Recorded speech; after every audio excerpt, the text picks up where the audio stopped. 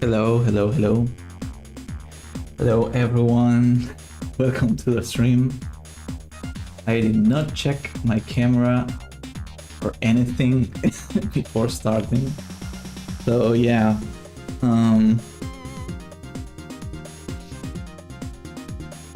Yeah. My hair is a bit messy. I have to get a haircut soon. Yeah, so welcome to the stream. Today is Friday. I hope everyone is having a nice Friday. And yeah, so okay, so last stream was on Monday, and we were basically working on the refactoring of basically all of the Starfield related stuff. And to be honest, I don't really remember exactly what we did, so yeah. Let me check, am I muted? No, okay. So I will check really quickly the audio. Hello. Really quickly. Yeah, so that's fine. Yeah, we were basically, we started like refactoring the Starfield constellation system, everything, because like what I had before was like, so like the Starfield was the one having all of the data of the, like all of the stars that were created, and yeah, so that doesn't belong to the Starfield anymore.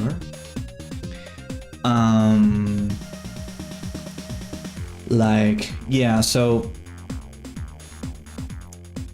like I said, basically I can't really remember exactly what we were doing. Like, I will need to just take a look at everything, because it's been a couple days since I did anything. Like, I really only work on this, like on my game, on this project, only when I'm live. So there are some days when I, for example, on the weekends or something, when I'm not streaming, that sometimes I just open the project and do some stuff, but yeah, like 90% of the time, 99% of the time, I only like work only when I'm streaming. So so yeah, and I have like a couple other projects going on, so yeah, it's not easy to keep track of everything, but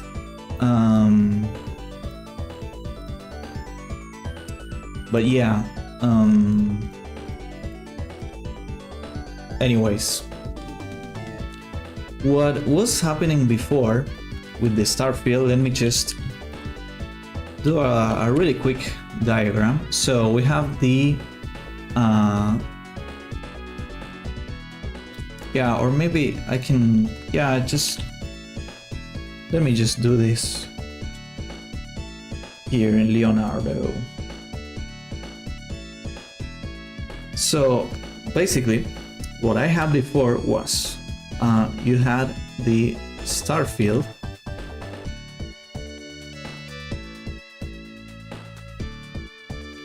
ignore the horrible letters spelling.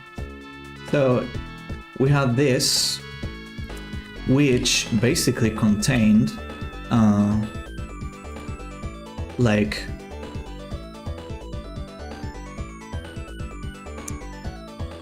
so this contained like all of the stars. So it was responsible for creating stars.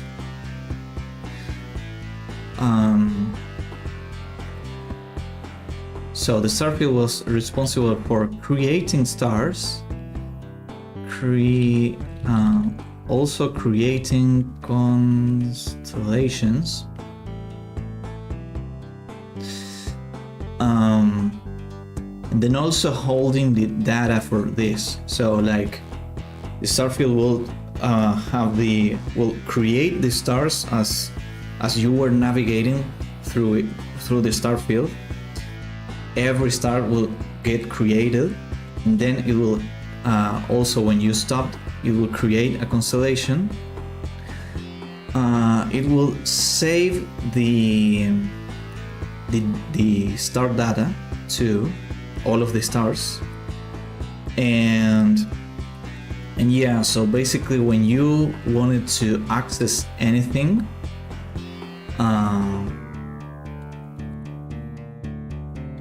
like if you wanted to get the properties of the star or anything like that, you would do it via the star field. Now I want to move this into the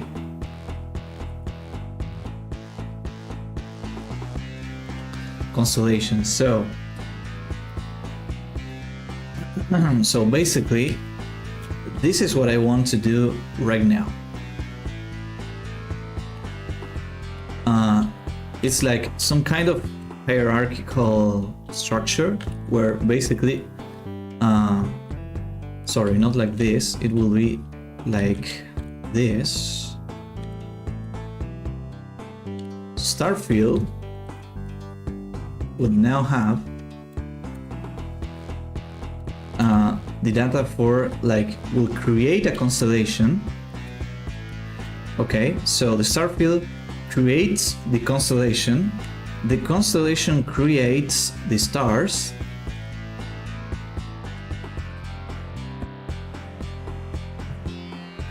the stars create the planets,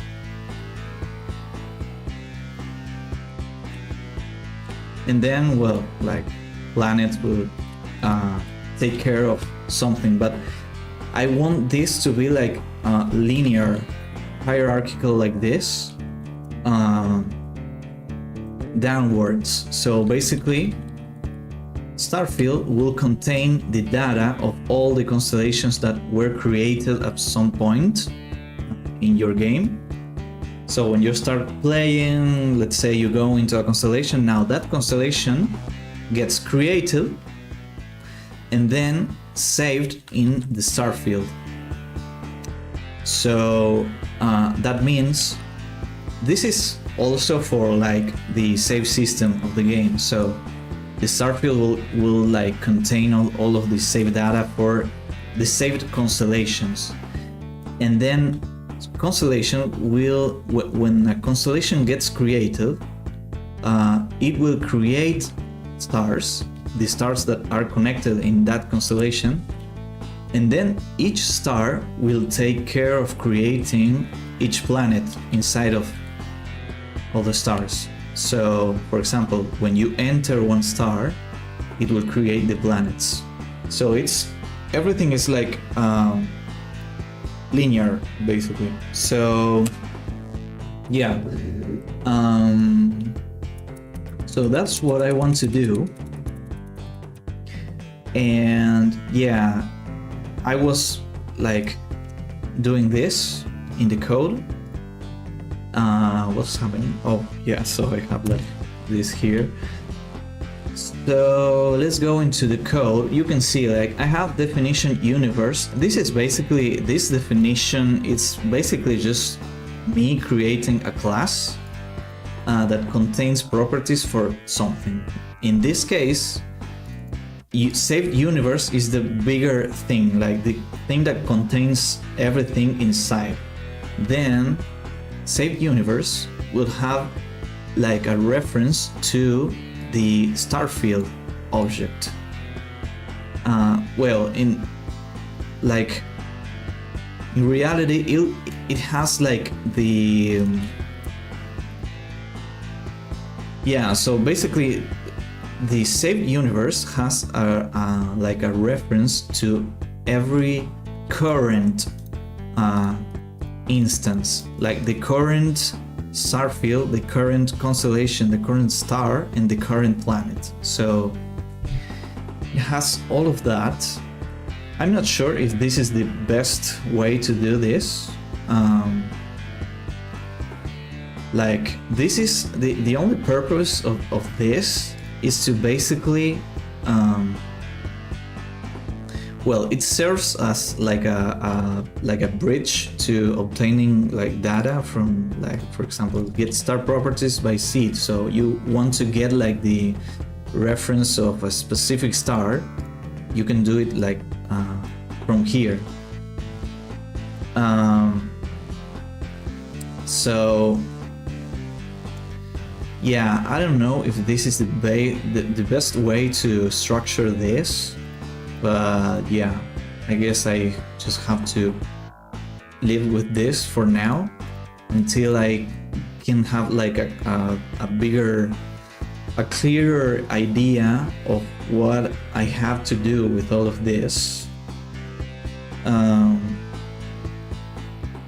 Yeah. So let me just put this here. So yeah, what I'm trying to do basically right now, I don't think it's worth it to like analyze this and see if I have to refactor this and create a different structure. Right now, I don't think that's worth it. I think that maybe well, I think I should keep doing what I was doing, that it's basically refactoring all of this this code. So yeah, I have to basically take a look of here, everything here. So yeah, so star is basically an object that, like, every object you see in the star field when you're traveling is a star, and the star field basically spawns like a, I don't know, where's the, you need load data. Okay, load data, blah blah blah. Create star pool. Okay, so yeah, star pool currently is like 1000, I think. So it basically creates like 1000 stars, which is fine, I guess, for now, because, well, yeah, it is fine, because like when you're navigating, you get like a certain amount of stars active at a time. So not all of the stars are active in the same moment, and I just created a pool of 1000 because it's just to have like plenty of room to play with. So yeah, that's fine. Like, they are not like all in use at the same time. That's what I'm trying to say. I think maybe there's like, how many? Let's say maybe 100 at a time in use. So yeah, anyways, this basically was yeah, this was loading. So load from save is if there's no save, it was doing some things, and else it will basically create a new starfield properties, which is basically what happens when you start a new game. Then so okay, yeah, this is fine.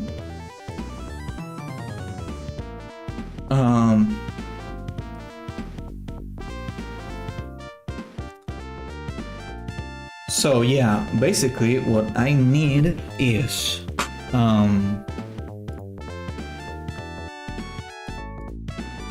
first I think I need to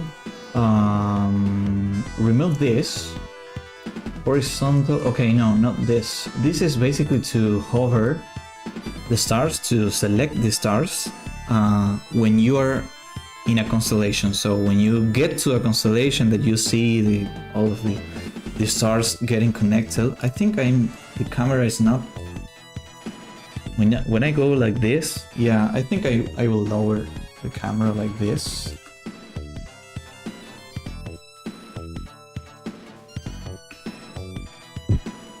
Okay, this is not doing what I want.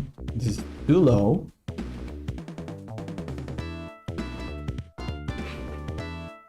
That's too low, I feel like. Maybe there?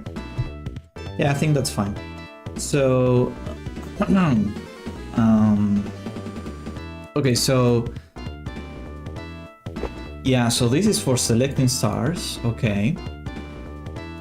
Constellation, okay, so this should not be inside of Starfield script. I should have a different script. So, in fact, I do have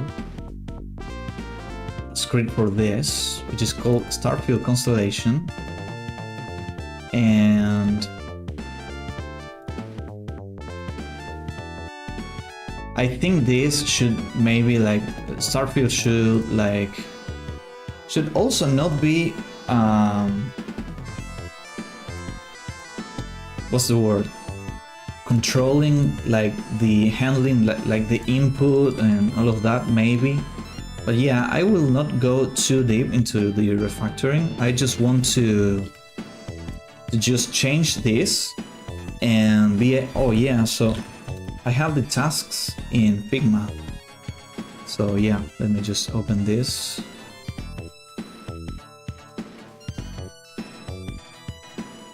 Okay, so this is what I have in progress. So only create star properties for the stars that are in the constellation you travel to.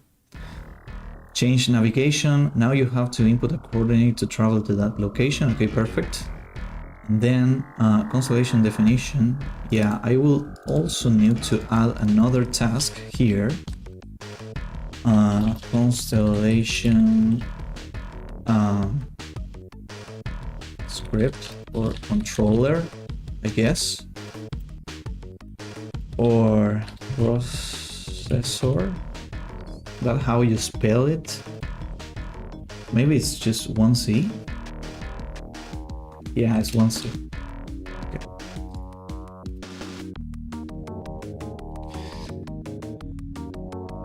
So, constellation processor. Okay, so let me just go here for a little bit.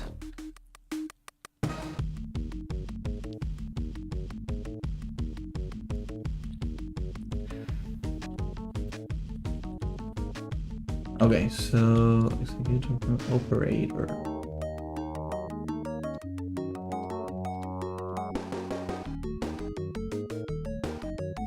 Yeah, I think I will just call it like system.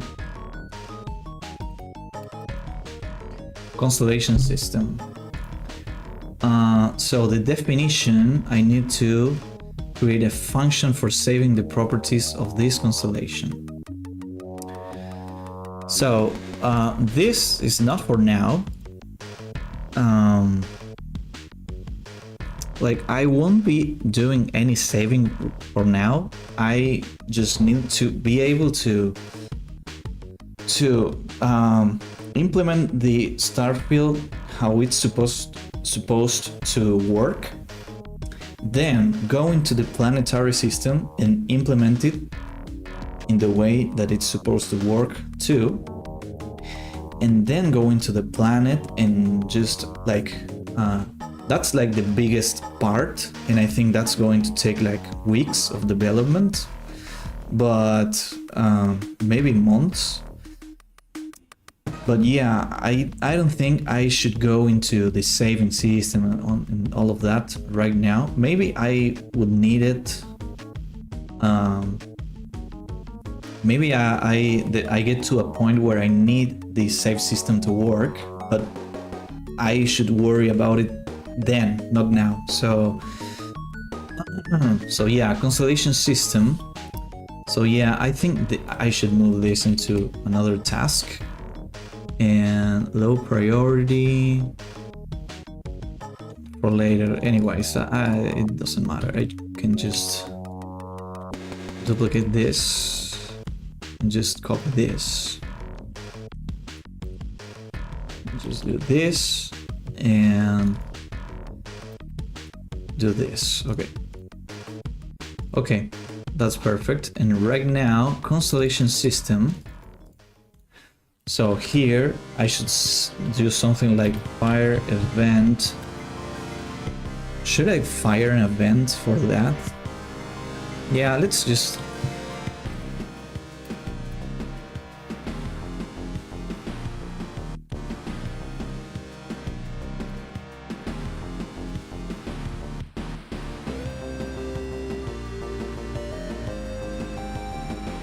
Okay, so...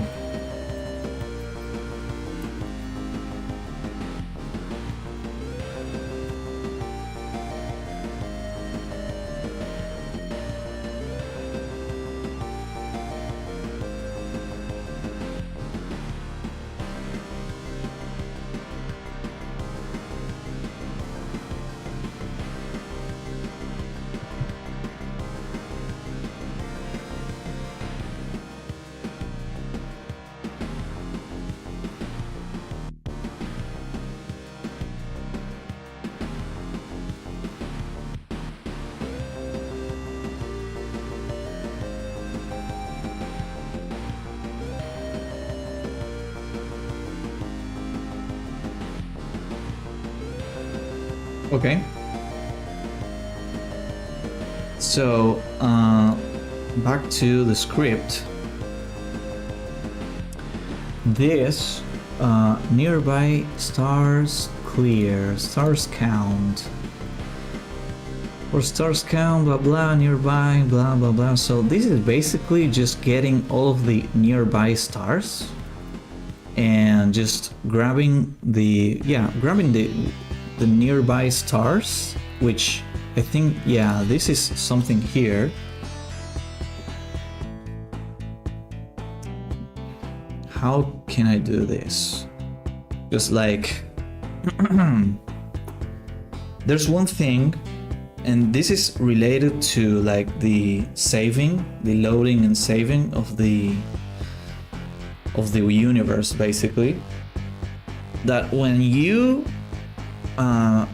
start traveling into a constellation and you stop, like you will see like all of the stars going through, blah blah. When you stop, there's going to be like a certain group of stars that are in your screen. And I'm thinking like, this is just purely visual, I think, because like you will not be able to select any of the stars that are outside of the constellation. So you will only be able to interact with the stars that are in the constellation. The other stars are basically like background, so just for decoration, basically. So I'm thinking like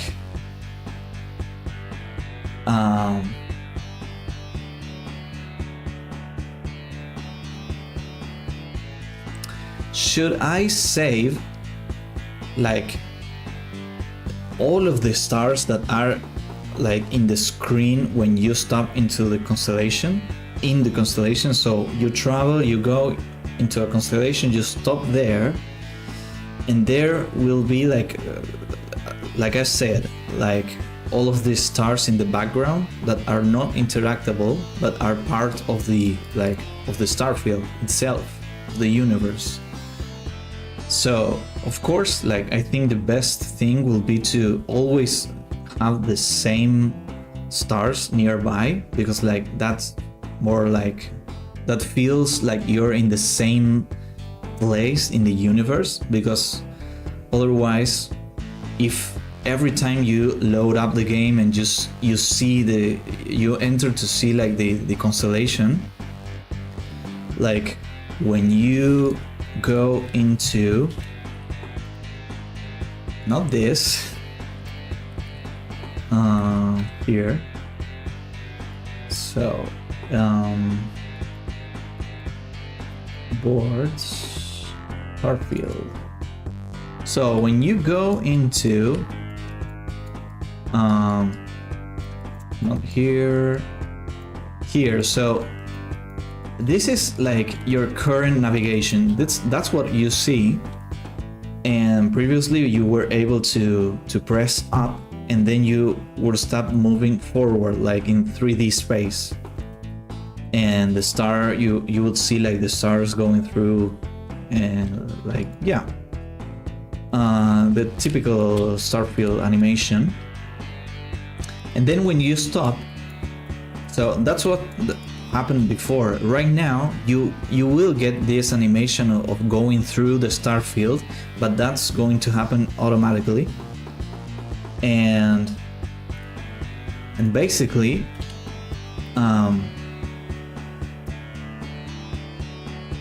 that's like, it's just going to be an animation. So you basically press travel, you input the coordinates, you travel, then you see the animation go through the star field, and then at some point, like, it's going to last a couple seconds, the animation, and then at some point you stop. It will be like the shape or something like that, and you stop at the place where the constellations are, where the constellation is. Sorry. So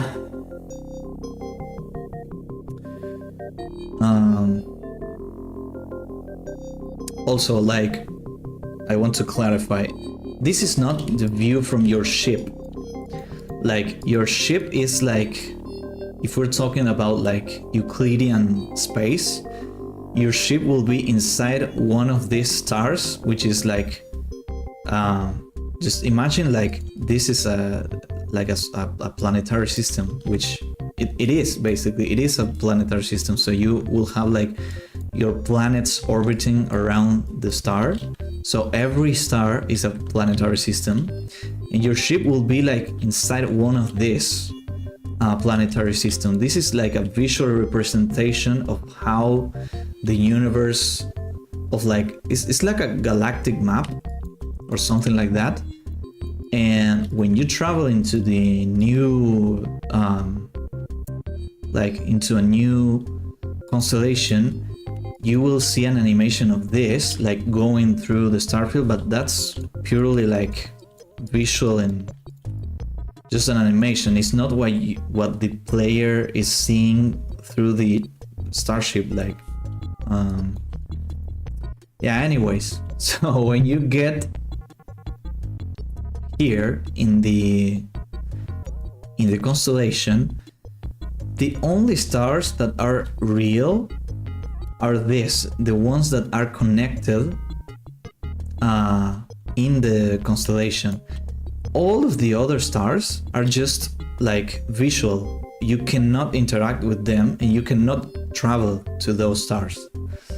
The only way you can like go into another star that is not any of this is by going into another constellation.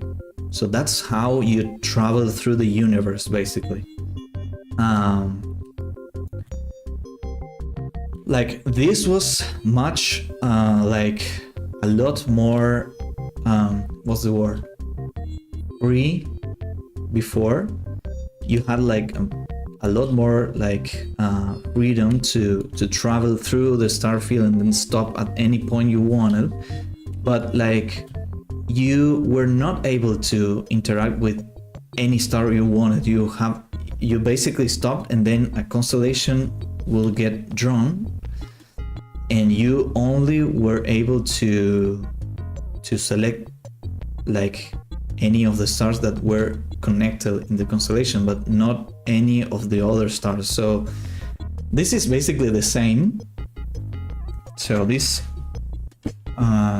would get this is basically the same. This remains the same, but the thing that's going to be changed is how you traverse the star field.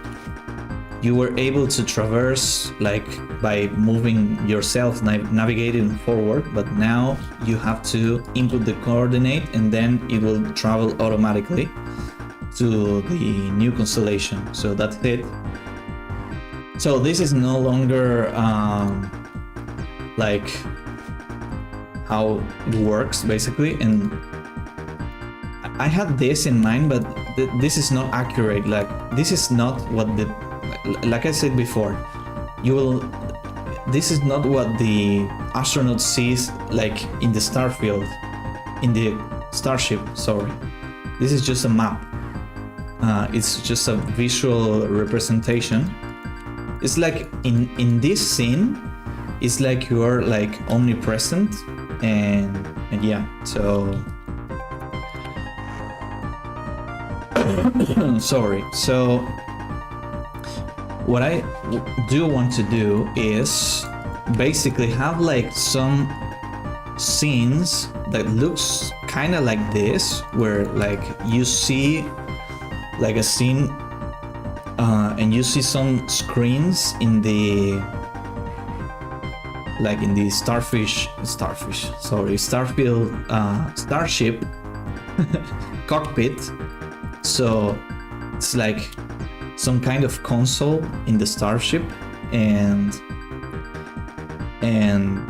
like, yeah, you will interact there. It's like some kind of menu scene, but it will be represented as if it was inside the starship. So that's kind of what I want to do, but we'll see. I have a couple ideas. I have to basically, I wanna start like exploring things and seeing some references and getting like more ideas, but that's for later. It's not for right now. So so yeah, let's go back here and only create star properties for the stars that are in the constellation you travel to. So this is no longer a task, something that should be in the starfield script. Change navigation. Now you have to input a coordinate to travel to that location. Okay. So basically the starfield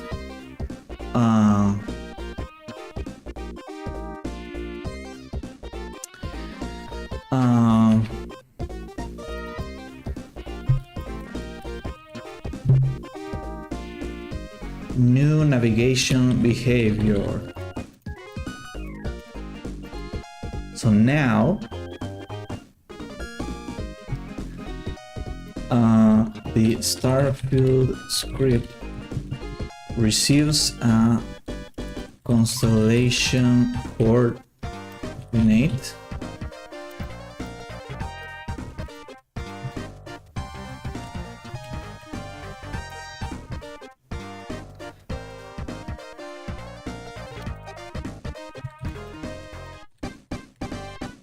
okay.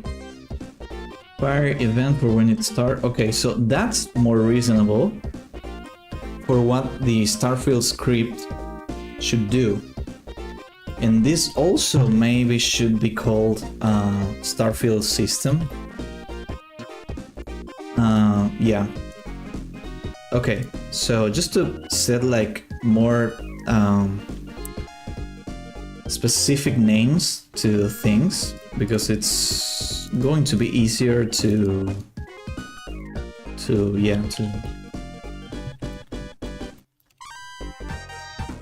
starfield system. Okay, it's changing now, and I can just close this.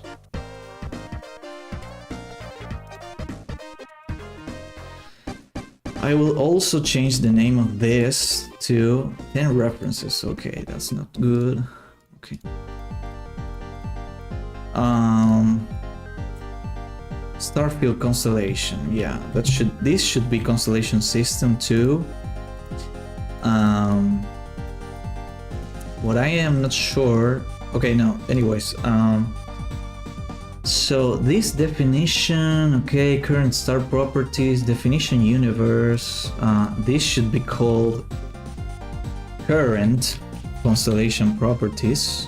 Okay, current. I don't know what I pressed, but yeah. Current constellation properties, then starfield properties maybe should be called this also current starfield properties.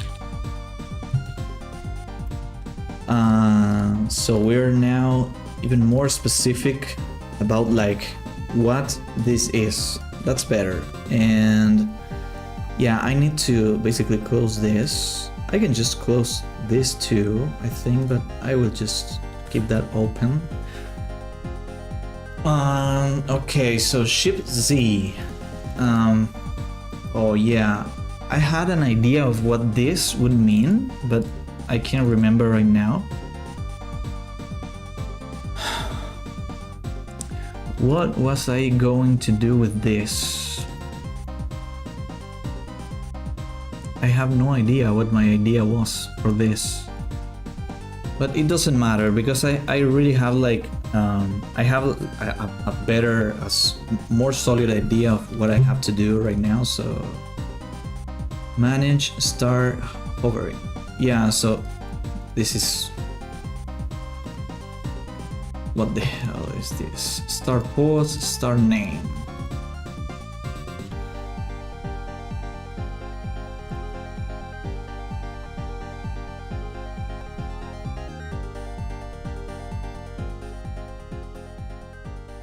Okay, there's a lot of like functions and things that.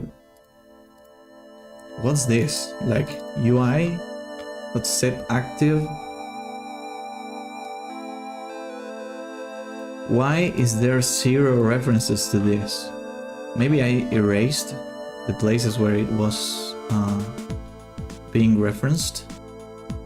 Definition constellation. Okay, starfield. What happens if I just delete this? Go here. Yeah, so this is Starfield UI, manage star hovering. Stars, hover star index. If this is vector 1, blah, blah, blah.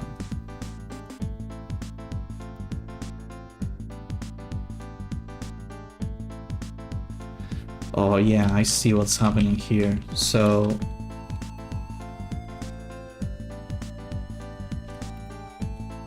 okay.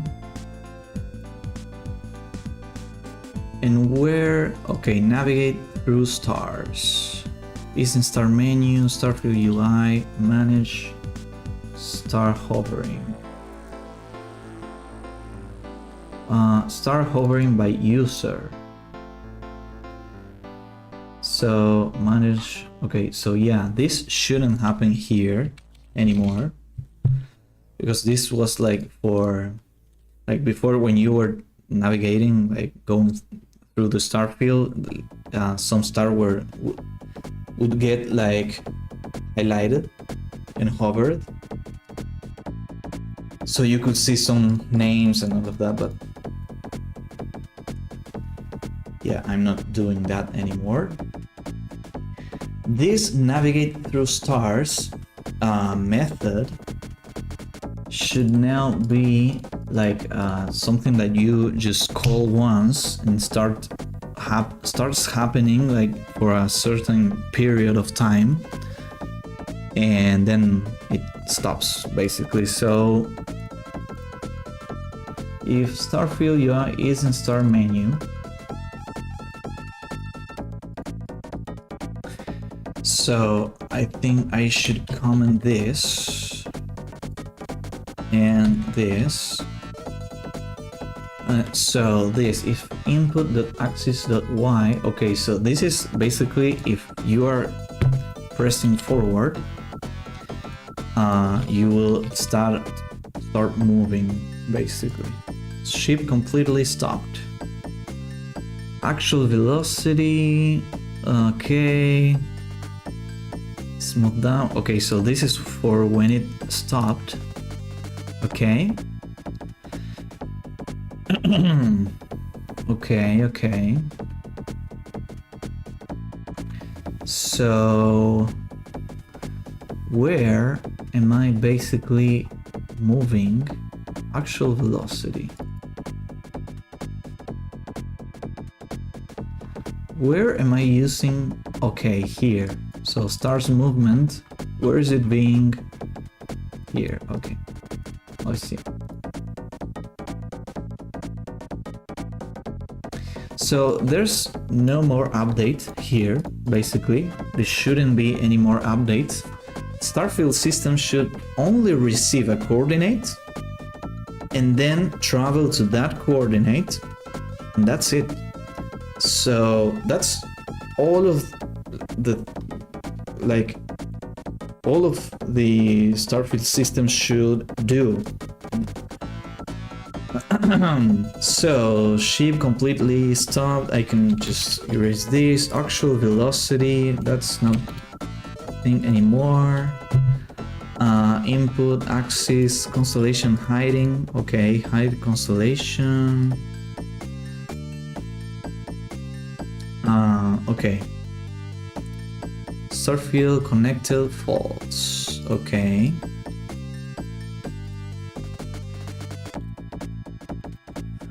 Okay.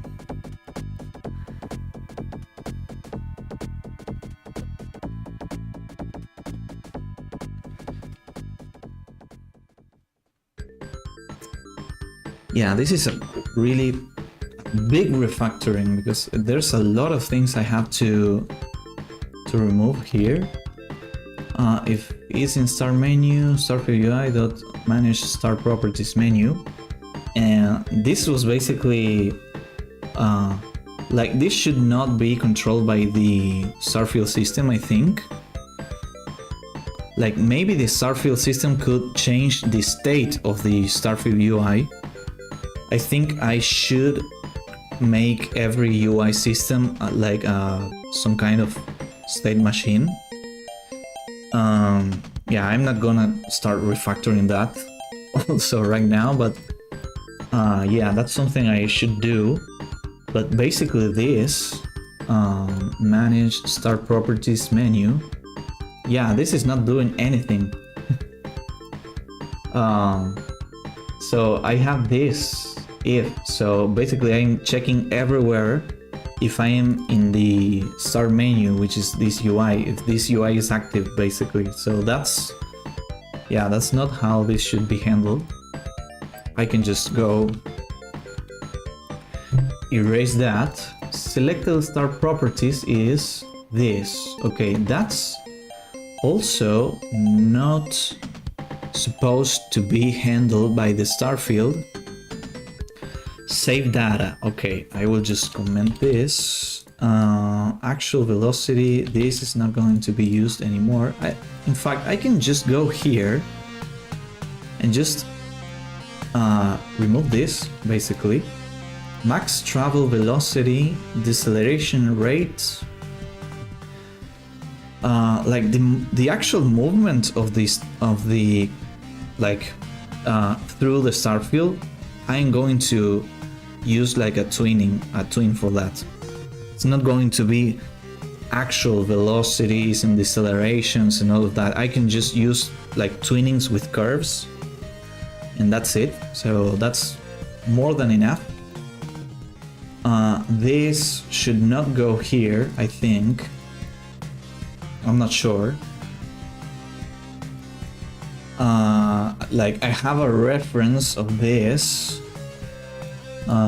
Yeah, because like you were able to travel into the star from the script, from this script, but yeah, I'm not going to do that anymore. Maybe the Starfield properties could be here, but not the selected star properties, because that, I think that should be controlled by the constellation system. So in any case, the Starfield system should control which constellation is being used right now, all of that. but not the stars themselves, because that's something like not the actual stars that can be interacted with. Like the decoration stars, that's fine. Star pool, max visible Z, spawn rate, screen radius, that's all fine.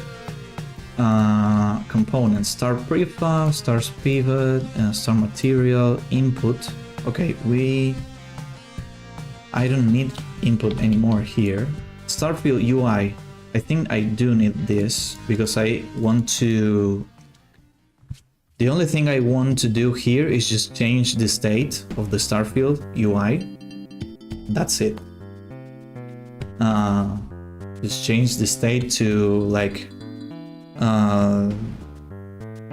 whatever, active or not active. Anyways, Starfield constellation. Okay, so this is going to change like the name. I do want to have a reference to this. Particle system, hyperspeed PS. Okay, so yeah, this should also be here too.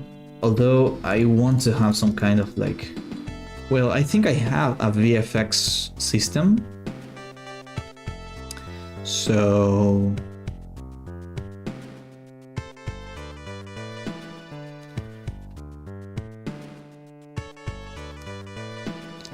yeah, I think, okay, I'm gonna leave this here for now. Stars, nearby stars. Okay. Hovered, star index. Star hovered, sheet completely stopped. Okay, this could be something, but I am gonna use events. Outside screen, nearby stars, Z range. I have no idea what that is. Screen range, ref bell. Okay, that's not used anymore. Star spawning counter, that's fine. Screen range, perfect. Star material set for float, max Z, max visible Z. Perfect. That's for the shader. Oh yeah, because like the star sprite is going to change based on the Z position, and that's using a shader basically. So I'm passing the value to the shader for the Z value, and when the Z value is getting like higher or like lower, I think lower to 0, that's when it's getting closer to the camera basically. So yeah, that's fine. Stars movement, that's fine. Navigate through stars, that shouldn't happen. Okay, any of this should happen in the update method. This should go, this should yeah.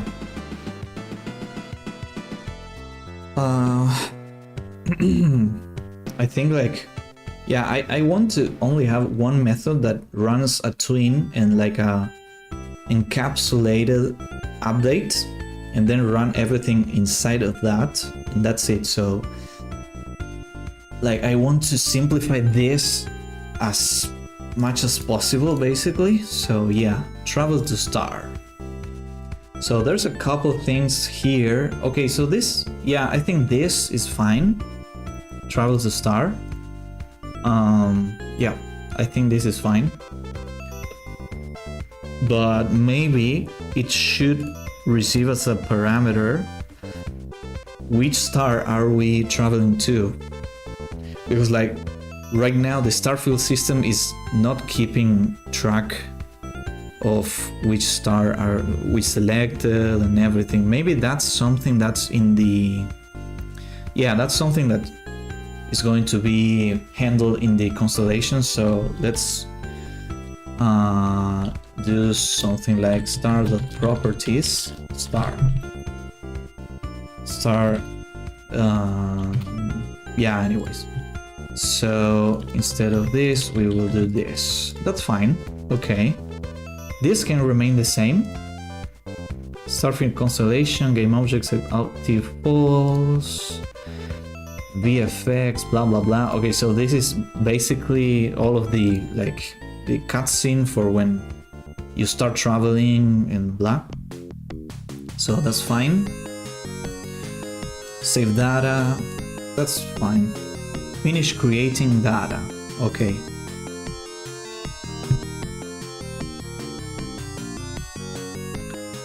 Okay. So this should maybe happen, this finish creating data should maybe happen while you're traveling there. So, okay, so this is kind of happening at that moment, but yeah. So the traveling animation would be like kind of like the loading screen, basically. We'll be loading everything in the background. Although, like, there's not many things that will be created at that point, like, because like when you go into a constellation and the stars get created for that constellation, there's like a number of things that get created in the star. So for example, which frontier it is from, like the frontier of the star, the color, the amount of planets it has. That's also something that gets created. Yeah, so I think there are some basic data that gets created first, and then there's like a bunch of other things that get created afterwards when you enter the star. Just so we don't have like a crazy amount of data,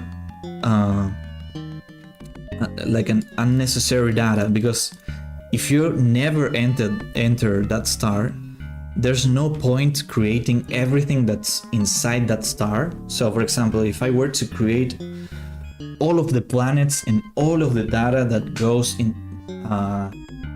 for a planet, so like for example, which terrain type has the planet has, all of the like the domination level, and how many NPCs are there, and how many enemies, and like it's irrelevant. Like it doesn't make sense to create all of that beforehand. You only create all of that when you enter that system. The only like reason I think it should be like it could be useful to create some of that data beforehand, like before entering that to that planet or to that star, is if we need to know something. Like for example,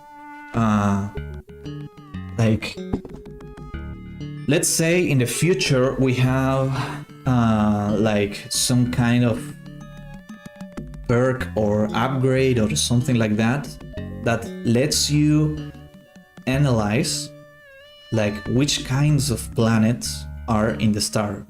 Because right now the only thing you can like know about a star is, well, its frontier type, its color, which, yeah, its color, and the amount of planets it has. But you can't know like which planet types there are. You don't know if like any of those planets are like an ocean planet or well, anything basically. You just know the number of planets that are in that star. So so yeah.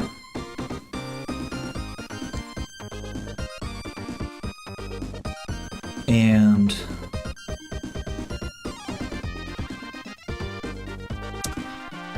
yeah, so what I'm saying is maybe in the future you have some kind of upgrade that lets you like analyze that before entering the star.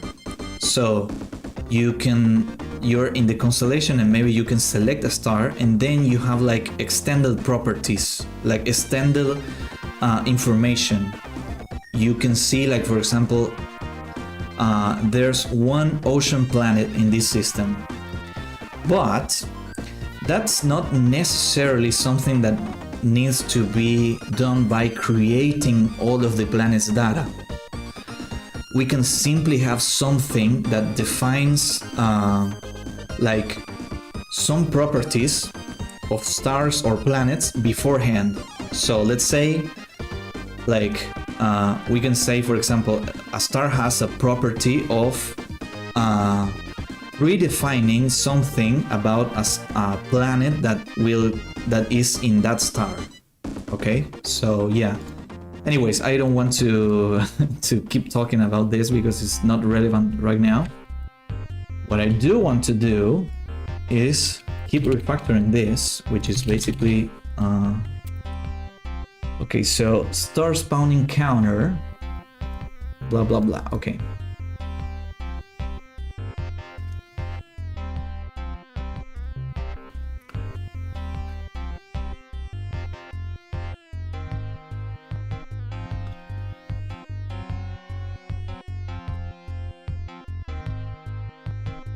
Okay, so this, oh yeah, I see. Yeah, this is,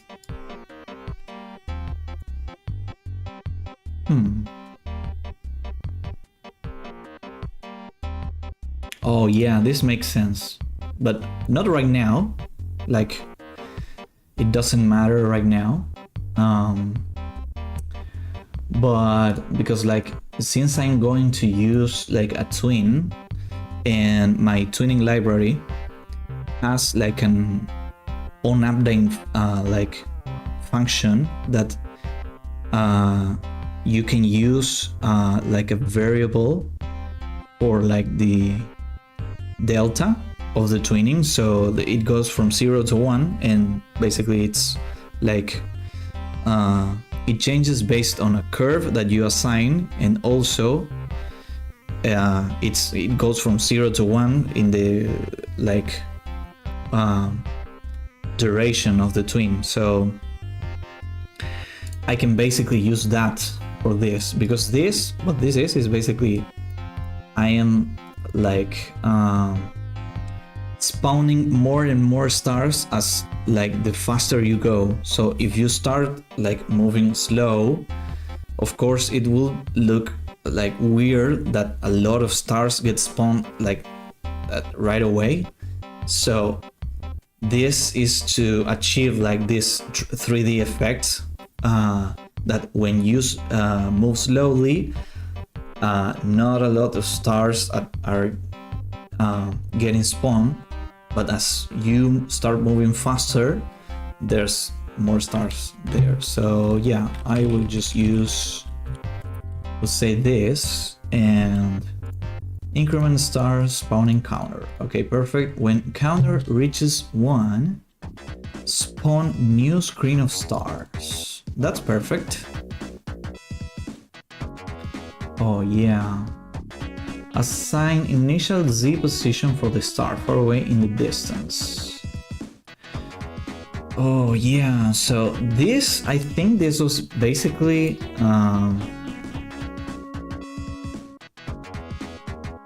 sign. So yeah, so basically if you were going forward, it will get like, yeah, I think I did this because at some point I wanted to try like doing that you could move like backwards, but yeah, this doesn't make any sense. Max visible Z, so maybe I just don't need to.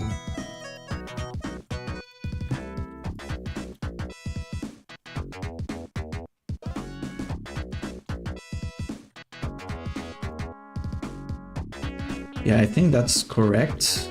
Create a star. It decides if it will exist or not. Okay, this should happen in the constellation thing. Also, you know what? I think this should be done like as soon as you start going.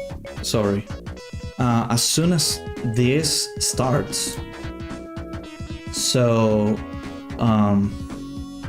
yeah, I think I should have like a method here, create constellation, And yeah, like this should not be received from here.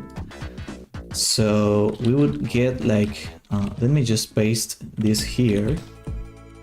And this is not going to be like received as a parameter anymore, because the constellation is going to create the stars itself. So let's do this, and here components, properties, blah. So we'll have this, and I will just rename this to stars. Okay, perfect. So then for each star.properties is in stars. Why doesn't not work? Not convert type to star.properties. Okay, star field. Star.star.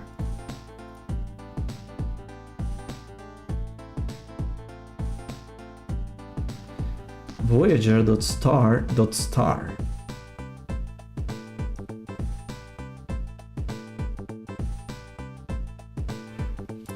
Oh, okay.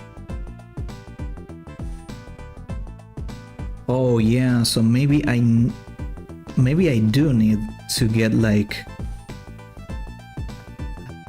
okay, so this is just the stars, but then I also want to create the properties. But like, yeah, this is not the problem. Like I have to do that, and then go here. Oh yeah, so I also need to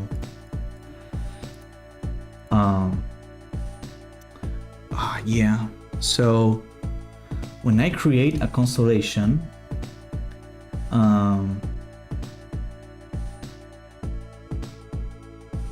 okay, get star properties by seed.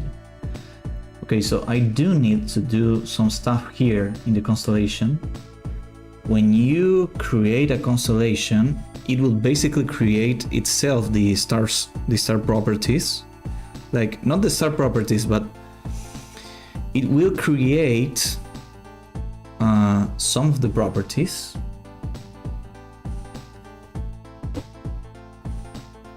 Okay, I'm a bit confused right now.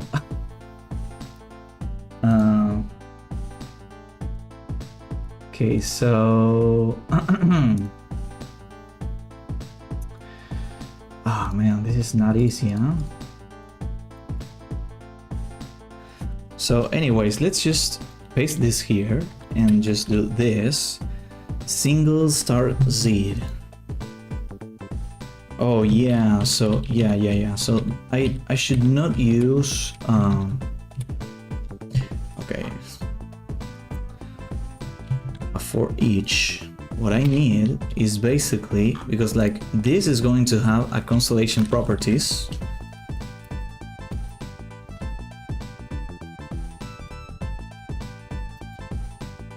Okay, and this is going to be created when? When is it going to be created?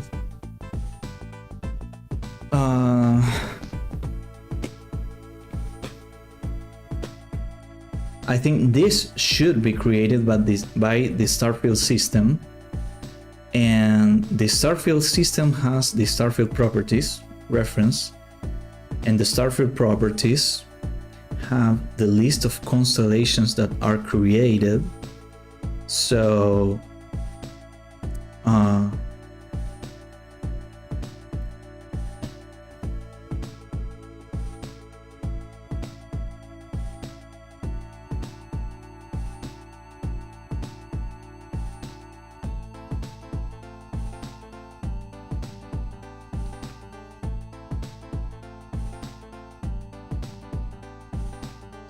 okay, so should the starfield system create the constellation and then pass it as like a Yeah, I think so.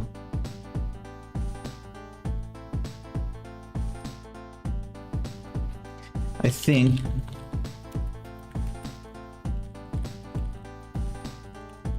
okay, and then here constellation properties equals this, and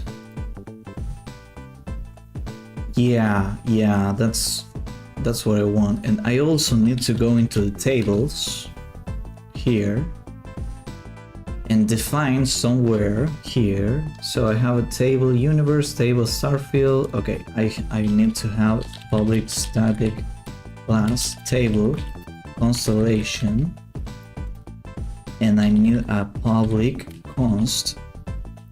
Yeah, that's exactly what I need. Stars min equals, yeah, I think 2 is like very little, and then public const int stars max equals, I think 7 is a great number. Yeah.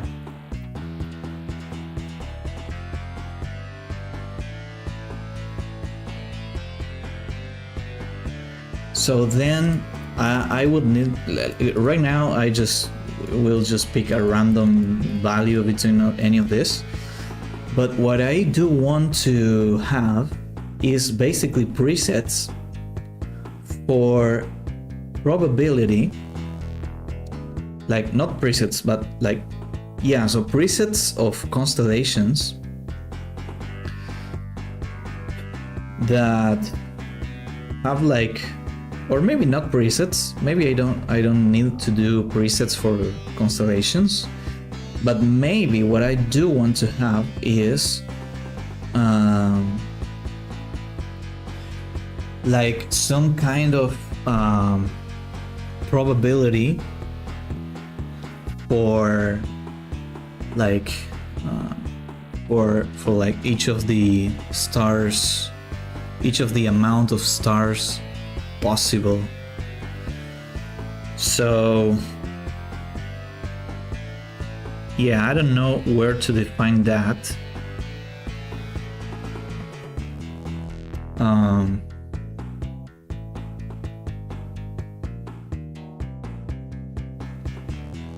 Like I don't have,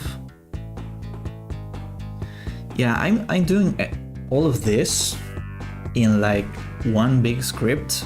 It's like a lookup table basically. I think this is good.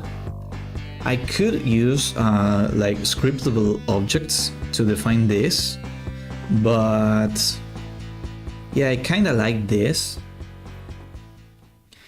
And since it's not going to have like presets, I'm not gonna use presets for constellations. I don't think so. I'm not sure, because like maybe I can use like presets, but like I don't think, like I don't know for what reason I could use presets, like for the shape or like for the distribution of stars. Like the thing is, I want the constellations to be procedural. Like, of course, I want the constellations to have interesting shapes, of course. I could use algorithms for that. And I will use algorithms for like having great constellation shapes and all of that. But yeah, I don't think I want to have presets, but I do want to have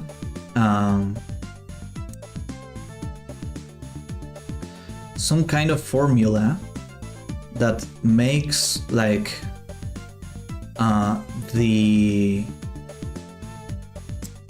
let's say, for example, like this, like the minimum and the maximum of stars in the constellation be less likely to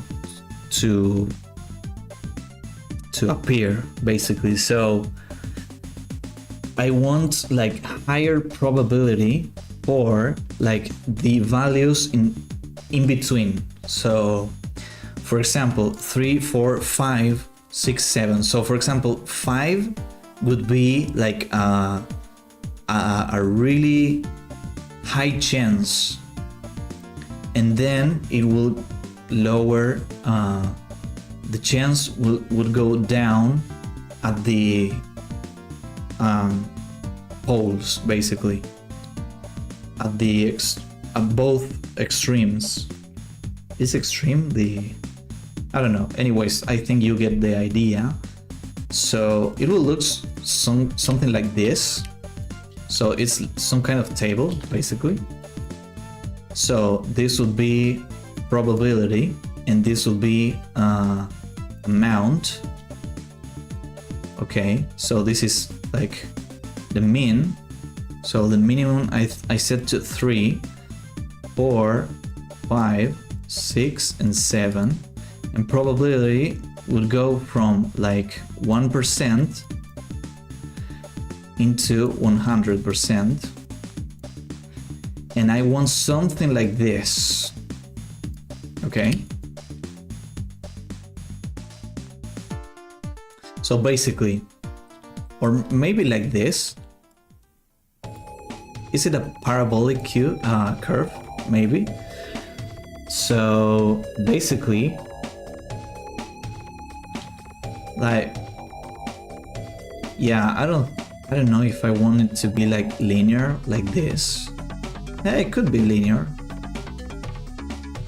Like, there's no values in between, so like this could be like a point here, a point here, a point really up here, then a point here, and a point here. So the probability would go like this, this, this, and this. Okay, so that's basically what I want to do. Like, this would be the most likely to appear, and then 3 and 4 is like much less likely to appear. And same thing happens for 6 and 7. So it's really rare that you find a 3-star constellation and a 7-star constellation. So so yeah. So that's, yeah, I think this is a really good algorithm, I think, for this, but I have no idea how to do that mathematically. So like I don't know what formula I need to use. So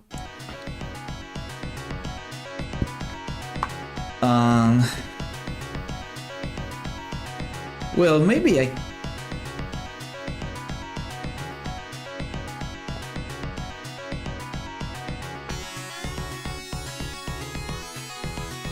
so I might use ChatGPT for getting like the formula for the parabolic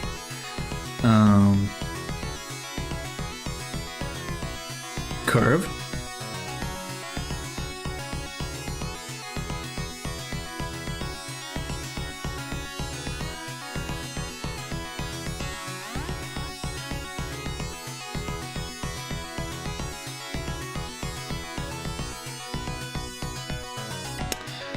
Yeah, I'm thinking, I don't really know. Like, I'm thinking I can, like, sorry, I will just lower a little bit the microphone because I saw like clipping really hard. I hope I didn't like clip the microphone too hard. Okay, so yeah, basically here, when I create a new constellation, let me see here in Starfield. Properties, blah blah blah. Okay, so am I creating, yeah, new, okay, and here I'm not creating anything here because this is getting filled afterwards. Okay, so in the case of the constellation, when I create the constellation, this is fine. Okay, current star properties list. Okay. So then what I do need is let me see, like, definition planet.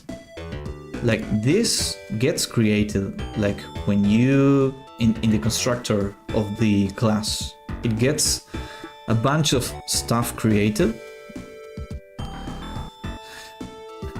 and like, yeah, so okay.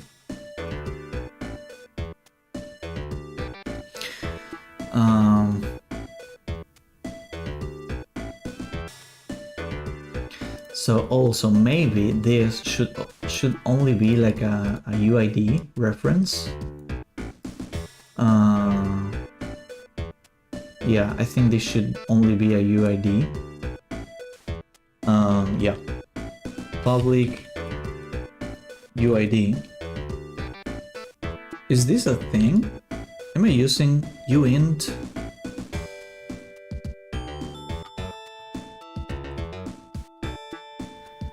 Solar cycle. What am I using for like the having like a reference? What's this class? Did I call it like? Oh yeah. Okay, I like that. So sky properties, unique ID. Okay. Oh, I'm using. I should not be using this. Although this is great. Like, it's in essence is the same thing, but yeah, I should change this to UID because that's the class I'm using. Yeah, planet properties. This. Where's the UID for this? Like, where's this value? Okay, here, UID. Okay, yeah, that's what I needed to use. Planet ID. Okay, that's fine. Planet ID. Okay, so, oh my god, I didn't realize I was using another class that should not be like. Yeah. So here. Contains key, like this should be UID, okay, Starfield, universe, okay, so get planet by UID here, okay, what else?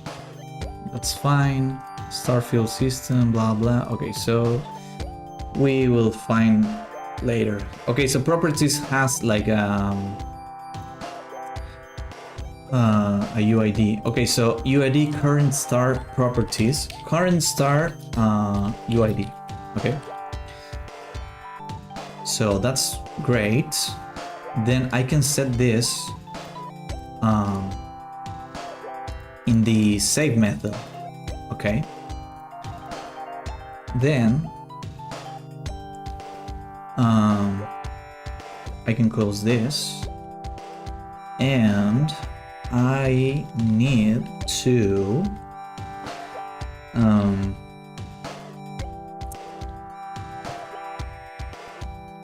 go here, composition properties, general properties. Okay, I have no idea how to. Let me just. Sorry. Properties. So stars. Okay. Then I will have. Okay, not that. Here I want to have public int.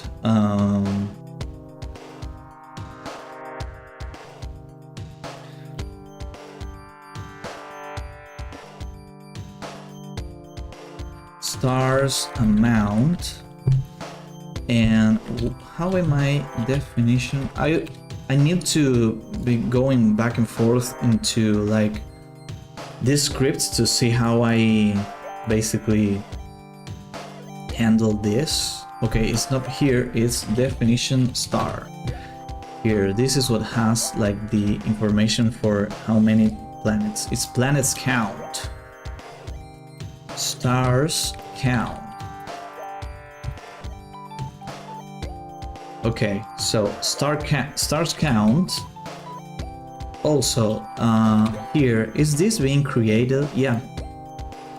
Exactly. Okay, so planets count in... Okay, that's perfect. Lemur, next int. Perfect. So I need something a little more like sophisticated for like the probability of... Yeah, so let's see here. Stars count. Amount of stars in the constellation. So stars count equals 1. Okay, but what I really want to do is, which I have no idea how to do, is use a formula to like basically grab like a random value between 0 and 1. Okay. Okay, so maybe what I have some kind of definition for curves or something like that? Let me just see here. Curves. Astronomy terminology. Okay, no, that's not it. Starship curves. Okay, no, that's also not what I mean. Okay, so don't I have Neptune system? Don't I have curves defined here? No. Like I need, and I can't do this in like a lookup table because the tables are not like serialized. It's just a script that contains like a lot of constant variables. So I need like to define like some common curves somewhere, but like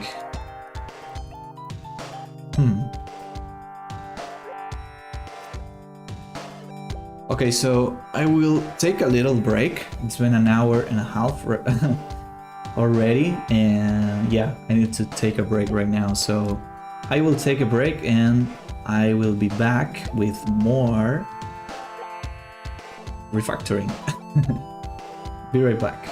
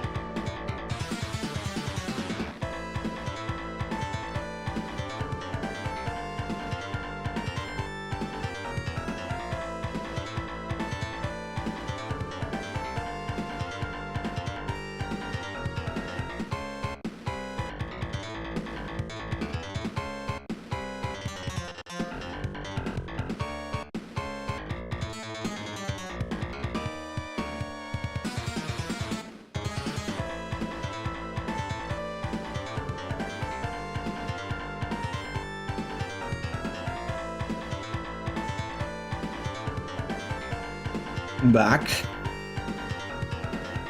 Okay.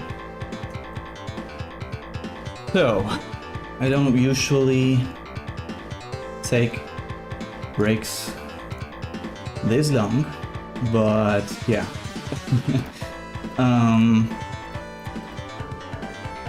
Yeah, so it's a shame we don't, like, I don't have more time to stream. I usually stream for around 2 hours. I will try to stay for a bit longer today. But yeah, the good things, the good thing is that I will be streaming tomorrow. I'm 99% sure I will be streaming tomorrow, so that's great. Hello, it's Rosita. ¿Qué haces, Rosa? ¿Para sos la Rosa Rosita de toda la vida? Ah, sí. Entré a tu perfil y están los carpinchos, así que confirmo. De Pinky.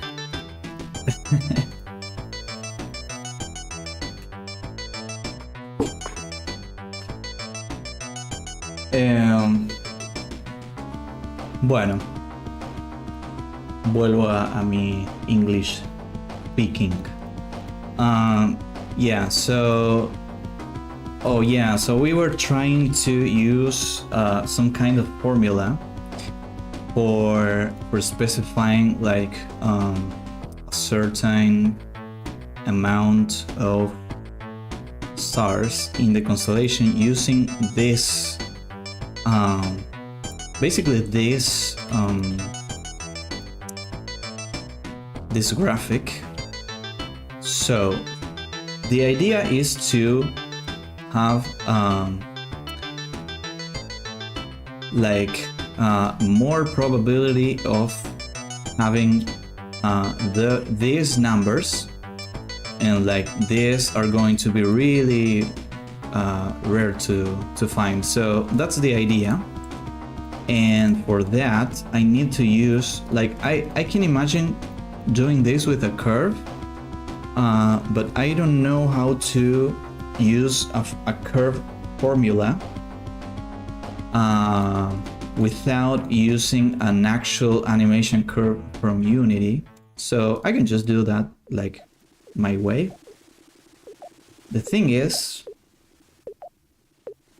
I don't know where to define this curve. So there should be a place where I can basically define this curve, but no, man. I should have some kind of place where I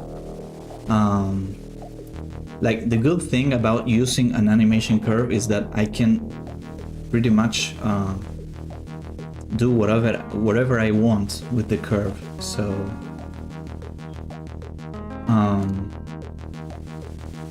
so yeah,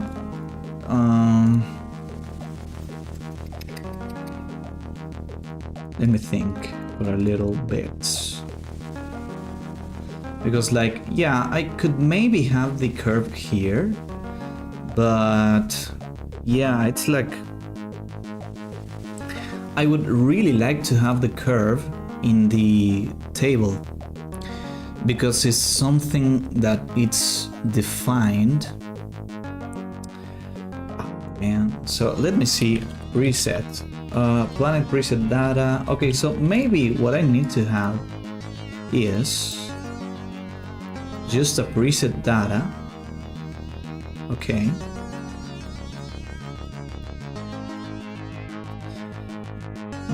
Planet preset data. Okay.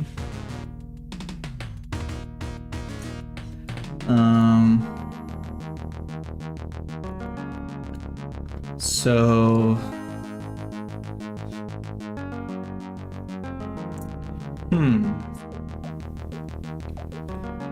the thing with presets is that I use presets for predefining like types of things. So I have presets for clouds, for example, because I like to play with values in the cloud shader until I get something that looks great, and then I create a preset, and then when I create a planet and I say, well, this planet will have this type of cloud. I just only need to choose one of the presets that I created. That's the idea, because I could go and just set random values to all of the parameters that the cloud shader has, but that's really like you have no control at all of what can come out of that, and I don't think that's great. Like in some cases that it's fine to use like completely random values, but not for everything, I think. So yeah, so that's why I don't want to use a preset or the constellation to hold the like generation data, but I could create I think clouds generation data. Okay, so yeah, I do have definitions for things. Yeah, I could do that. Yeah, I think so. The thing is, I have a lot of errors here. That's not great. So I should comment all of this, and then all of this, and then all of this. This is really dumb, but that's fine, I guess. Okay, so all of this, all of this, where else? Okay, and all of this. Okay, and then I can go here. What's this? Starfield travel to star. Okay, so I can just oh yeah, I see. Okay, yeah, I think I will change this anyways, but I'm sure there's more scripts. Yeah, I knew that. Planet ID. Oh yeah, this needs to be a UID. Okay, that's fine. I can close this. I can close this. Let's see what else. Oh, I think that's it. Okay. Great. So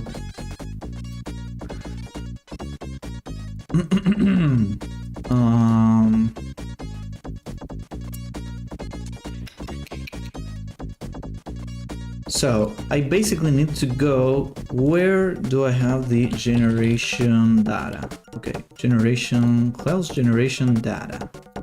And then I have presets, okay, but this is not the same. This is cloud formed range. Oh yeah, so these are basically preset values that like those are defined ranges for like when I create a cloud, and then I have all of these presets, which I just realized I only have one preset there. So yeah, I think I should add like the other ones there, just in case. Let me just go here and do this. Okay. And yeah, so this is in clouds data. Okay, sky, planet, space. So this should go in Starfield constellations. I think constellation should be its own thing, but this is like yeah, I think this should go outside. This should be called constellations, and I should have like this separate from like the Starfield, because it's not the same thing. Starfield constellation material, Starfield, yeah, I don't know why I did this. like this, but I will change the name of this thing. I will not change the name, or I could do that right now. Constellation system. Okay. And then I can go here and constellation. This doesn't exist anymore. This is what I need, and I can rename this to constellation system. Okay, right now, okay, so the Nightbot auto message is working now. So in a little bit from now, we should see like the other auto message, which is the support for the coffee. Okay, great. So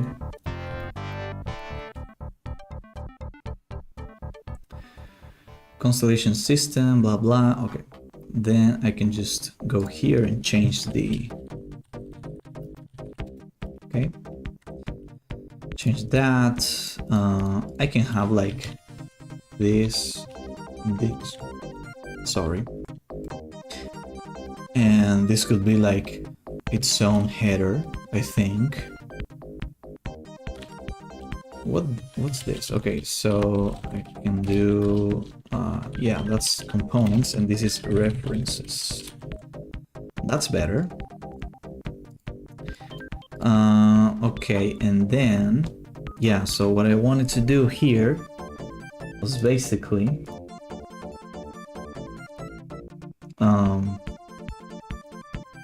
create data, and then here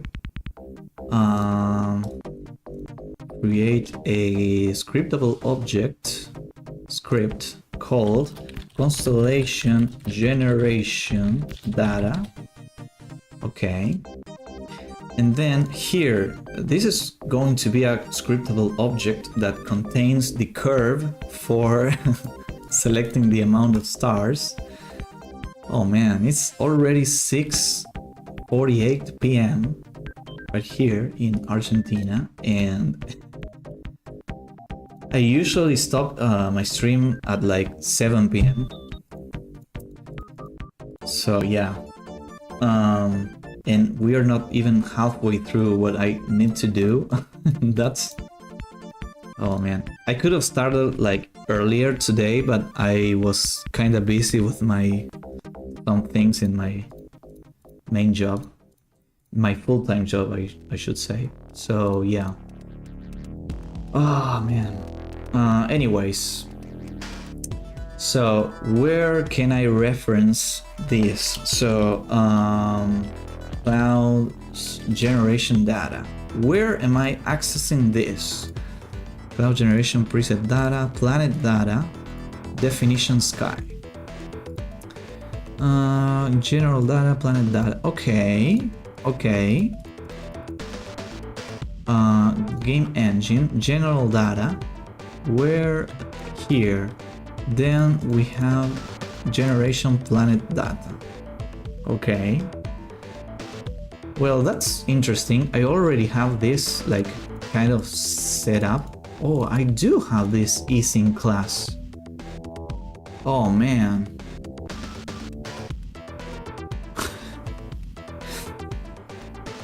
I knew I had this, bro. Oh man. So I basically have this. Oh man.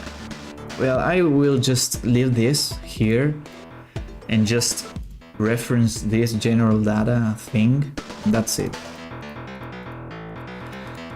Oh, I knew I had this. So this, let me show you. This is basically, I have general data, or maybe in data. Okay, yeah. So data, general data. Here I have easings, and you can see like all kinds of. Oh my god. Okay, so this is what I needed to use. This is what I want. Okay.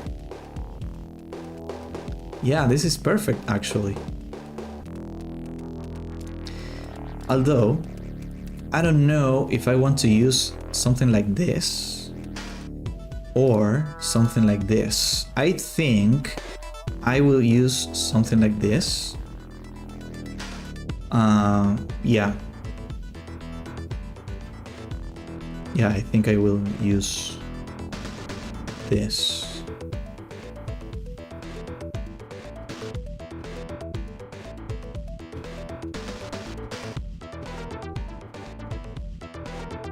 Now the question is, how the hell can I do the formula? So I need to basically let me think for a little bit. So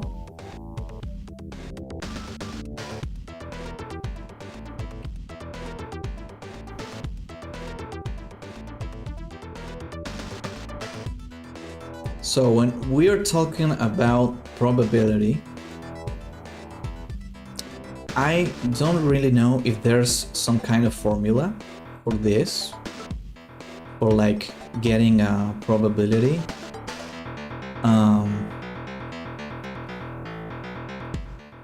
Like I do have like one way of doing this, which is basically creating a list. I create a list of like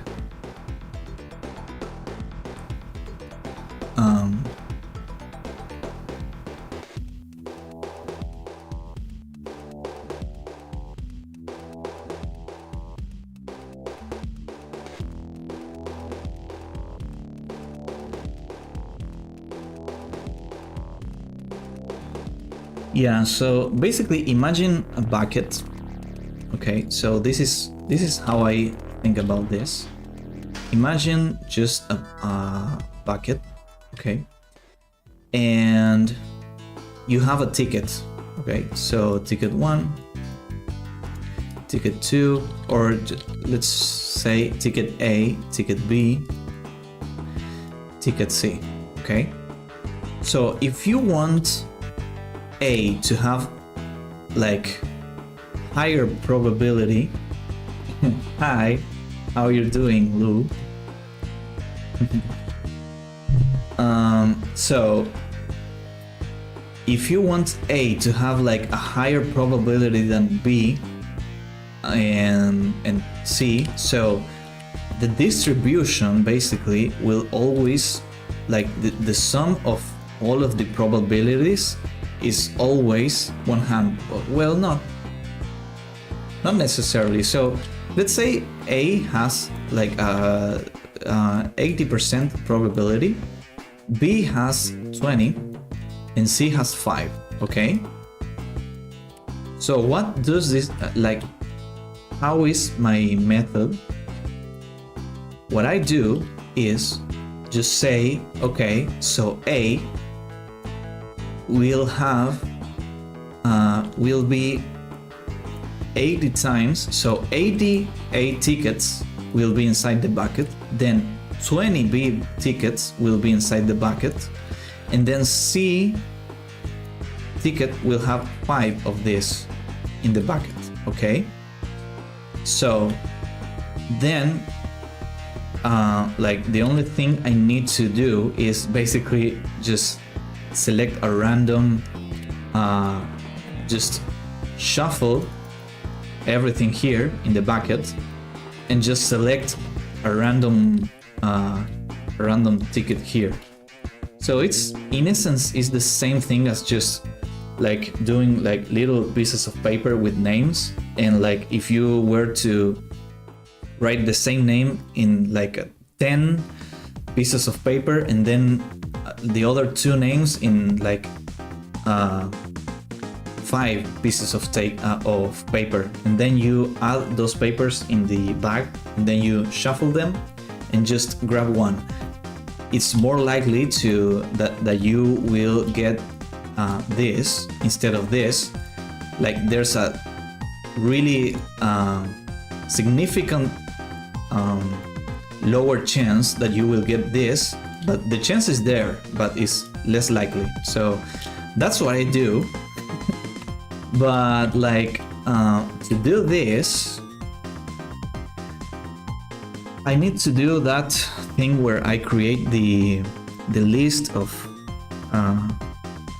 entries, basically. And for that, I need to, yeah. I'm thinking like how to do this in the fastest way possible.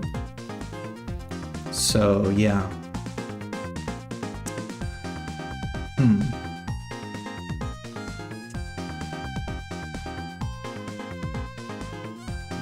It's not easy. I should maybe create a method for this, but we're going to do this all inside here for now, just to try to make this quick and fast. So how do I retrieve how many tickets every number will have? How many entries each number will have? So what I need basically is to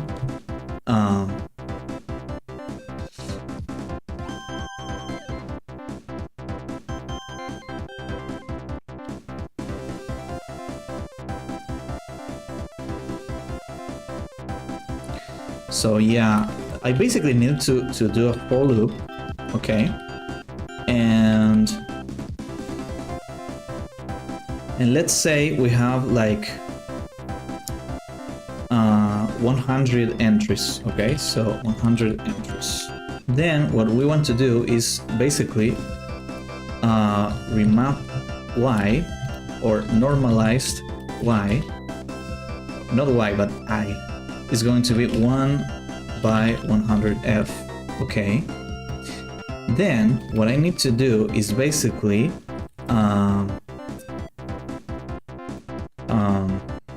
entry is going to be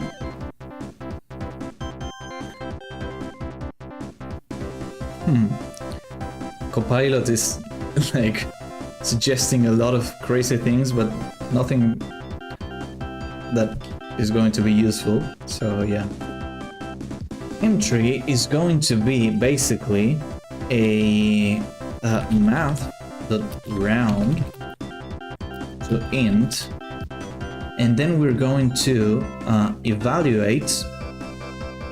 What are we going to evaluate?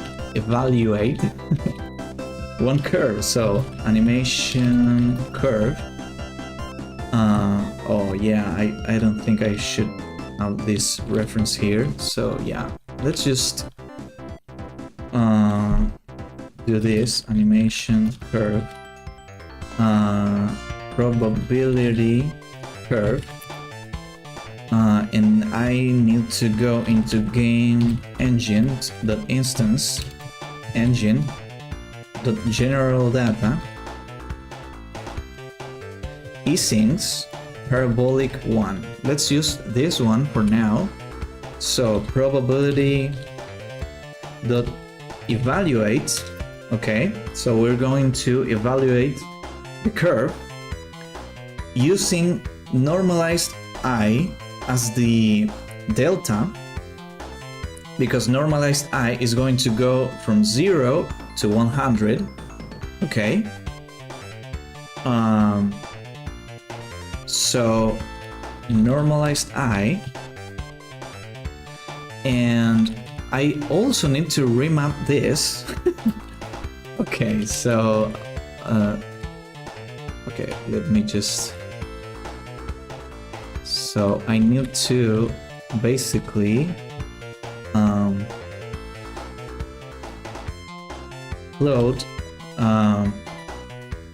evaluated y is going to be this, okay, and then I need to float remapped entry is going to be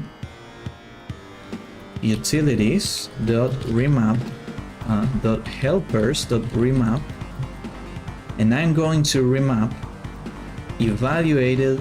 Oh yeah, I can use a lerp for this, math dot lerp and I'm going to learn between tables dot table constellation dot stars min to stars max, okay, and use evaluated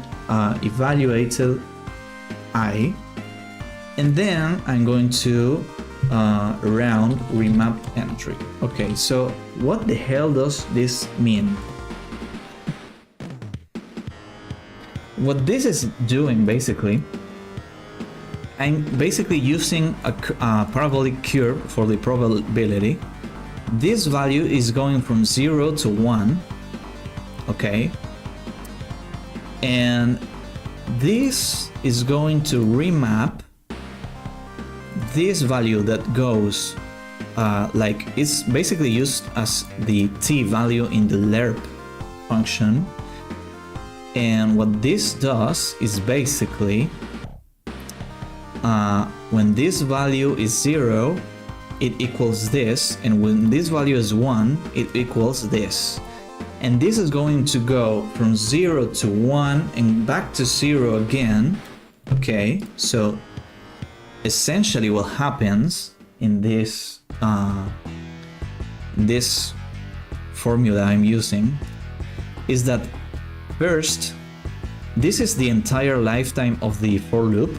So this is the for loop, and basically when I is 0 it's going to go here into 1,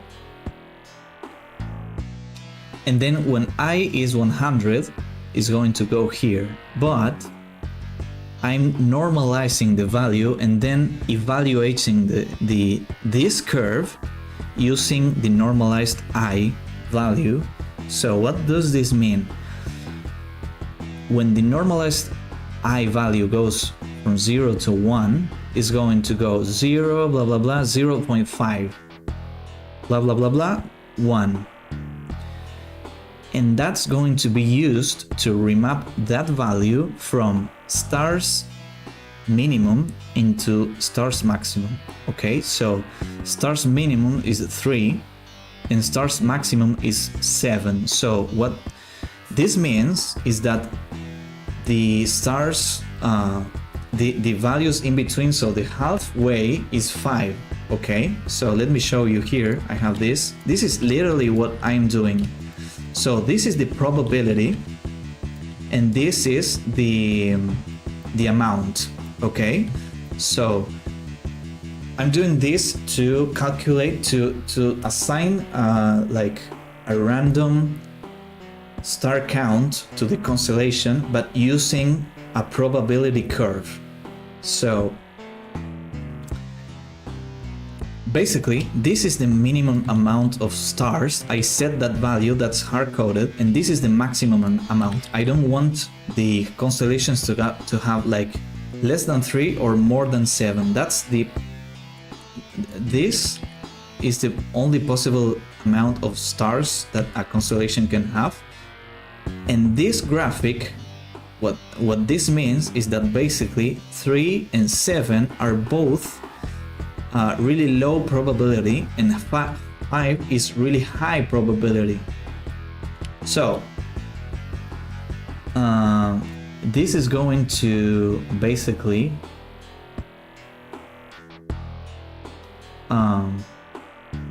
yeah, I'm thinking, am I doing this right?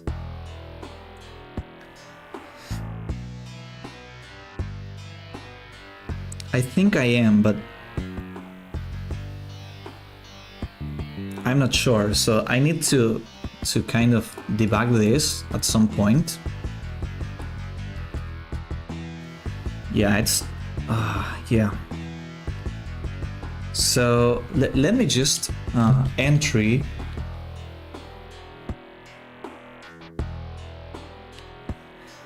Okay, I can do this anywhere, so I will just go here, and at the start method I will do this, and I will debug print entry equals entry, and then I will basically check all of the logs and see how many of each number there is. Okay, so this should be, let me just do that. This may throw some errors, but we'll see.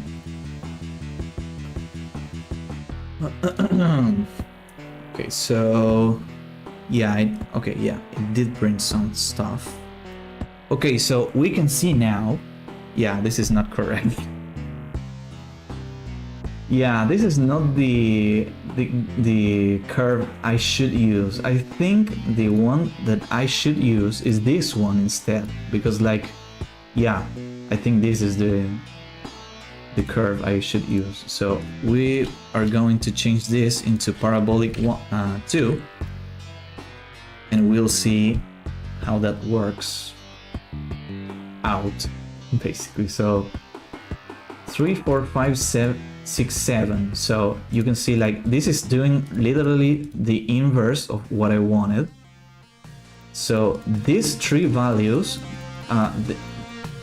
these three values should have the higher probability, and these two should have the lower probability. So yeah, let's see how this. Okay, so this is fine, but this is not fine at all.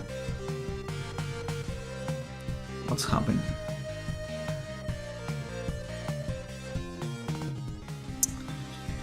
I don't understand.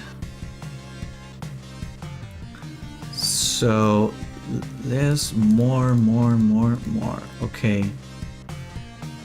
Is this from 1 to 0, from 0 to 1 to 0 again? I think I may be doing something wrong here.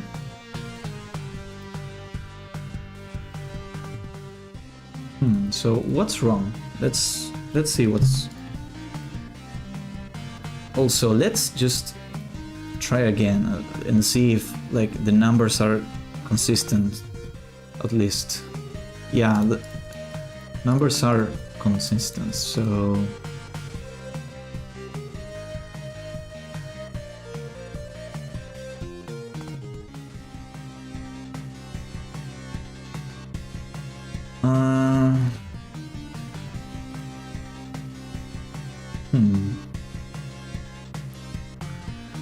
normalized I is going from 0 to 100. Okay, then I'm basically using this to evaluate this curve. Okay, and then I'm using this to, yeah, I think this is correct. I don't know what's happening.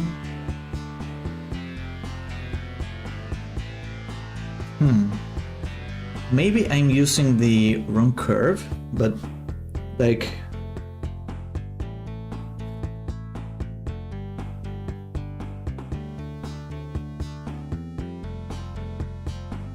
maybe I need to basically print first.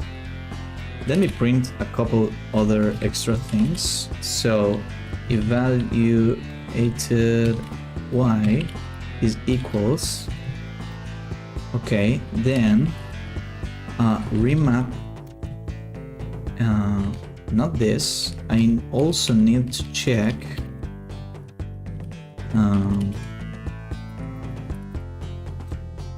normalized y, not y, but I.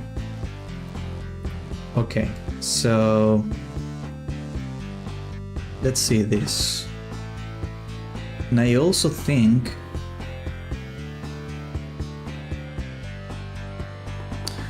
oh, I'm so stupid, man. Yeah, so this is, oh yeah.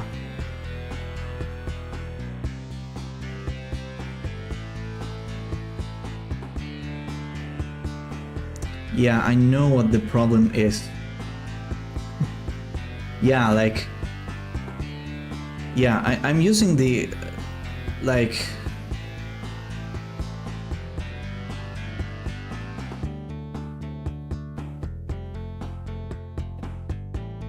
It's not easy, man, to...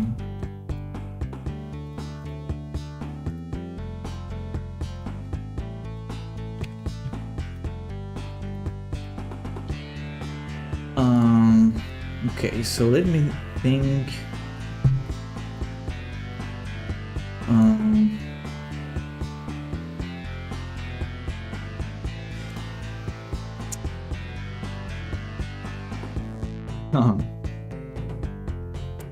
Yeah, there's not much time left, so yeah. But what I'm doing here in the lerp is basically saying that, yeah, so this is not correct. And basically, when this is 0, this is the value, and when this is 1, this is the other value. So in reality,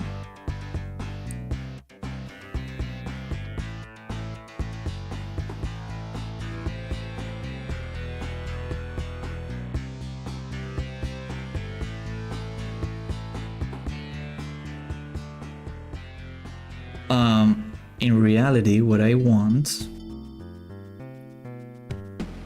is, oh man, how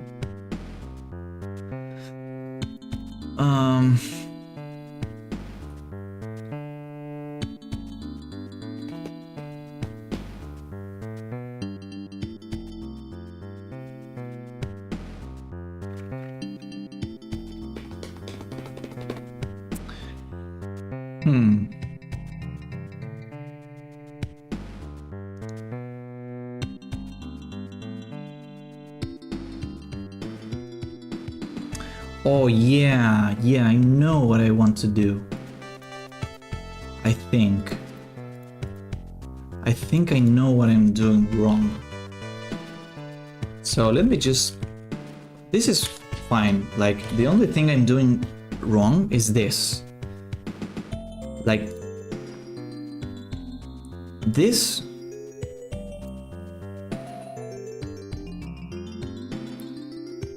Like, the lerp should happen between a value that changes over time. So maybe it's an inverse lerp? I'm not sure. Because like...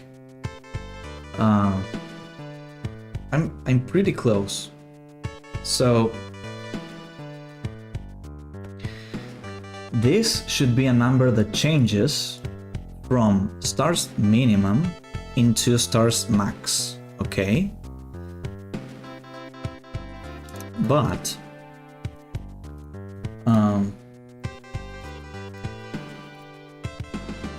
this, I don't think this makes sense, because like to do this as a lerp, I don't think this makes sense. Oh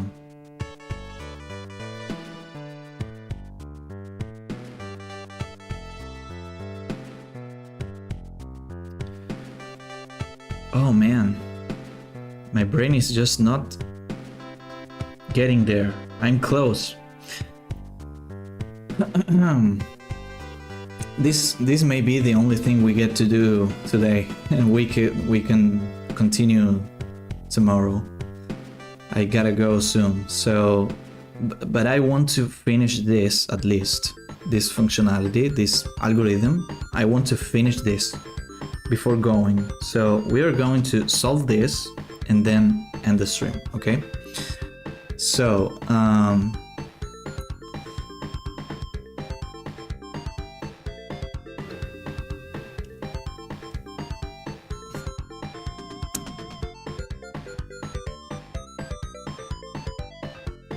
this value goes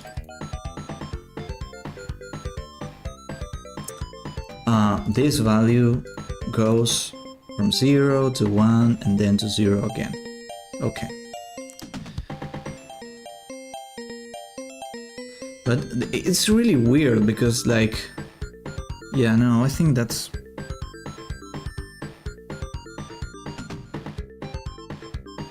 Yeah, it's fine, but I'm like, the logic, I'm not getting the logic right. So...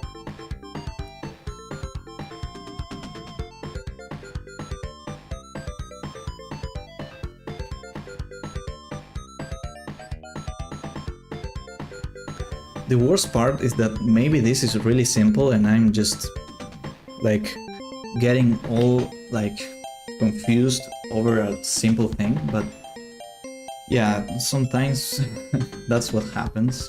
So yeah. Okay, so let me think.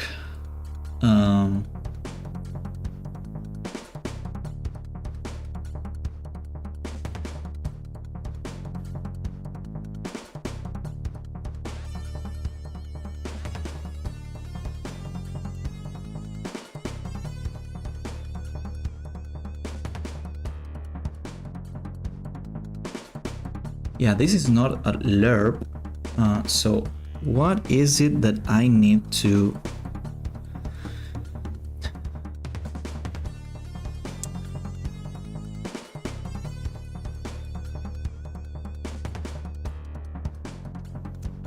It's really hard, man.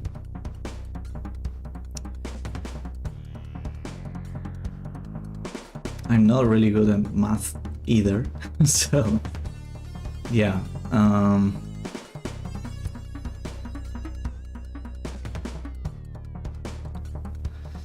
Everything is good up until this point. So there's something I need to do here. Normalized I, the power of 2. That's really weird. I don't know what that is for. Yeah, so...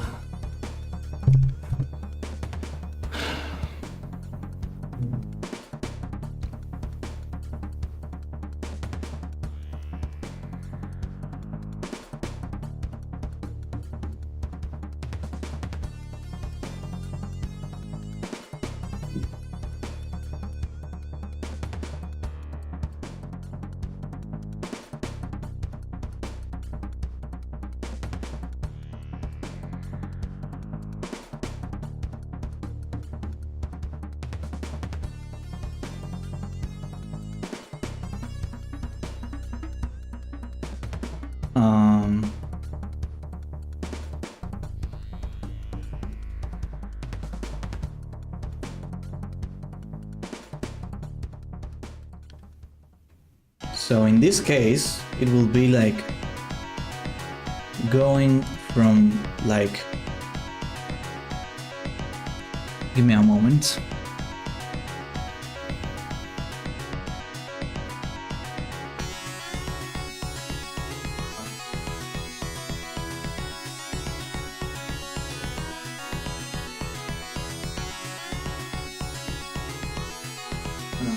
Yeah. Okay. So...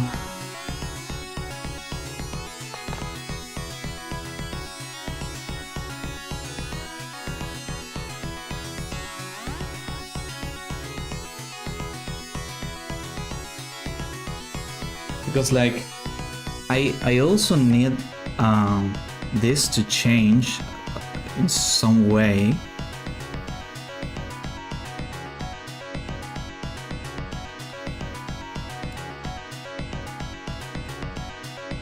Let's analyze what the curve is doing first.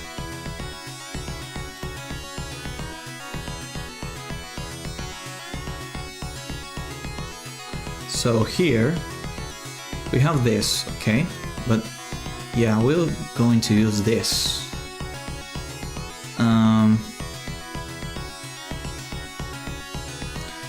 Also, I think this is the correct...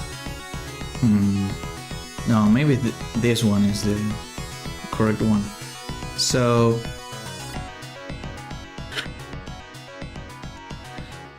yeah, this is min, stars min, and this is stars max. So this is not correct at all.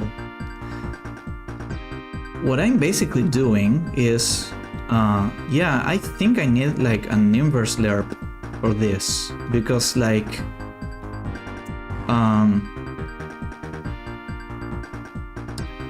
or something like that, because like this would be like in this space, in this axis, we would have like stars min and stars max.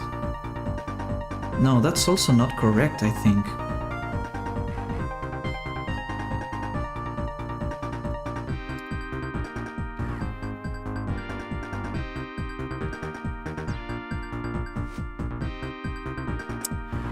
Oh man, I'm getting really confused about this, how I should do this.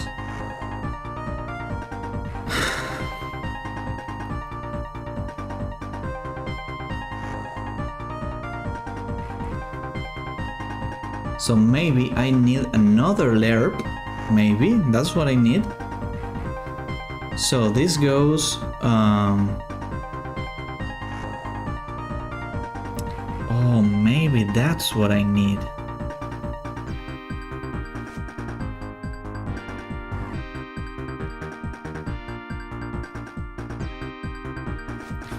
I think this would be lerp star amount, okay? So, and this would be an int.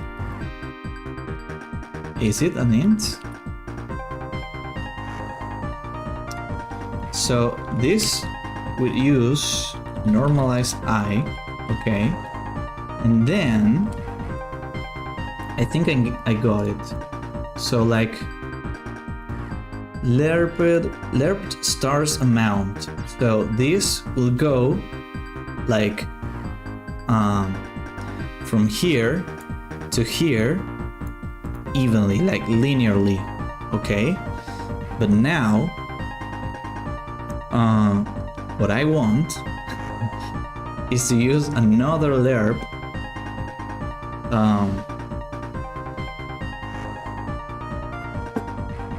that basically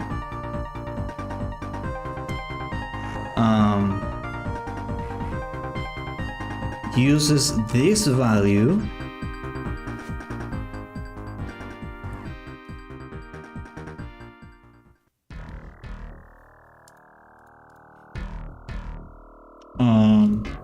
so let's just comment this and this.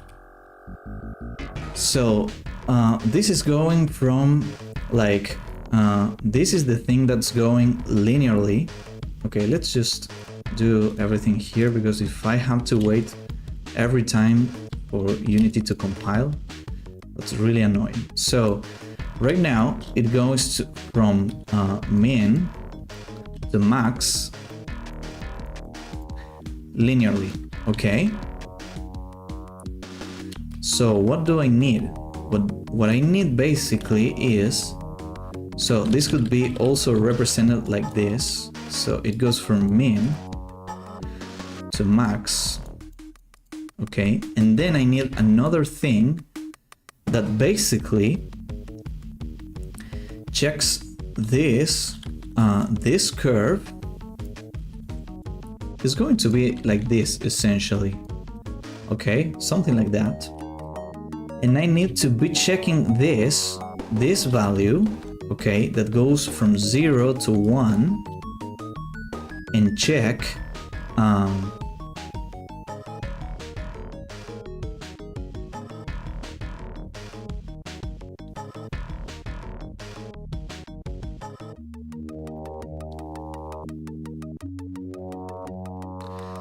okay, no, so this is going to be like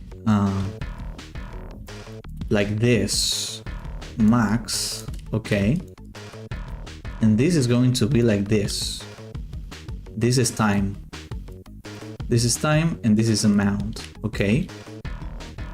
Now, that's also not what's happening. I'm getting all of the freaking thing wrong. This is not min max, actually. It was right before. Max, this is like this is like this, and like this is time, but also amount. So as time goes through, so those the amount of stars, okay? So how am I supposed to do this? So let's say, so this is going to be evaluated I, okay? But what is the thing that determines that, like, this is going to be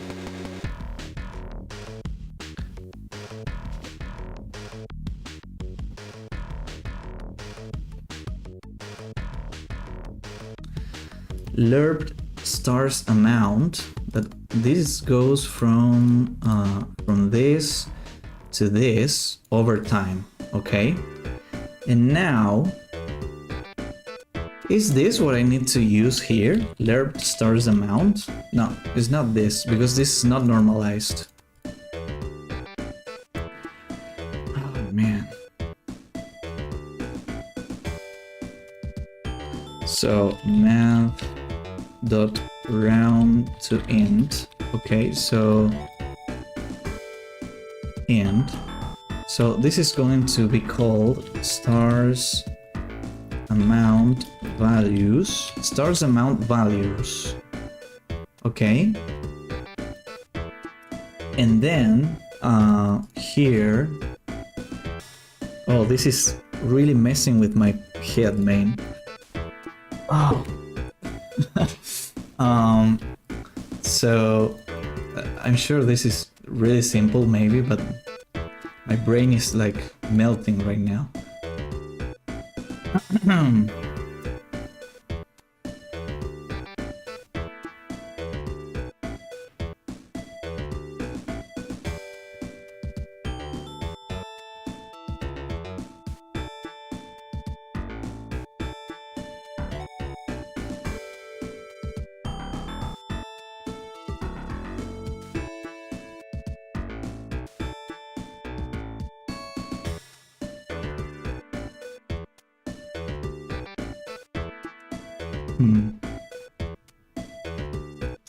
This goes from min to max, okay?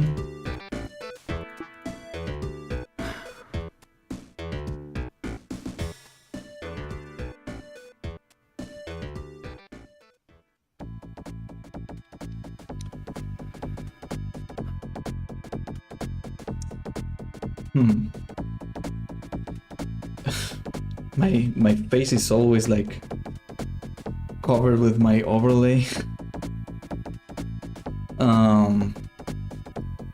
Yeah, this is I'm not getting there, man. It's really hard.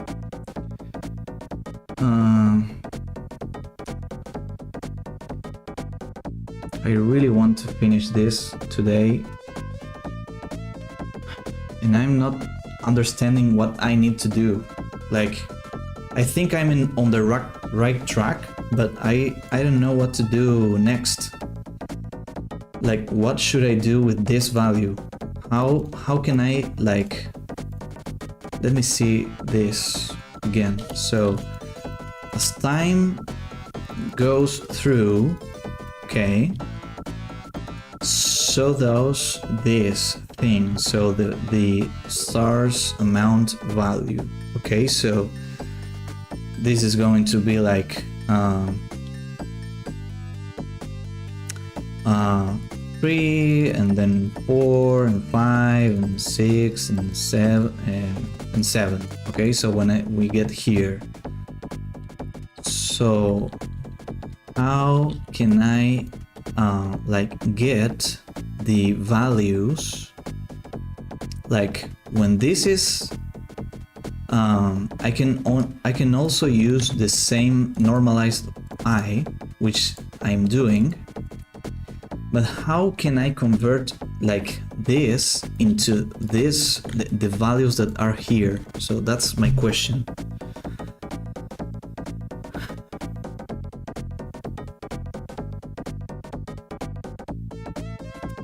So I think what I need to do is basically upload remap entry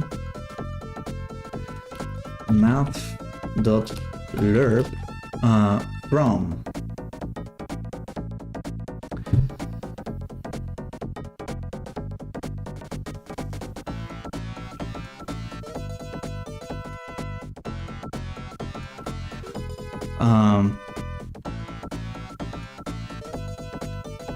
stars amount values to this divided by 2. Like I basically want like this divided by 2, so halfway would be this plus this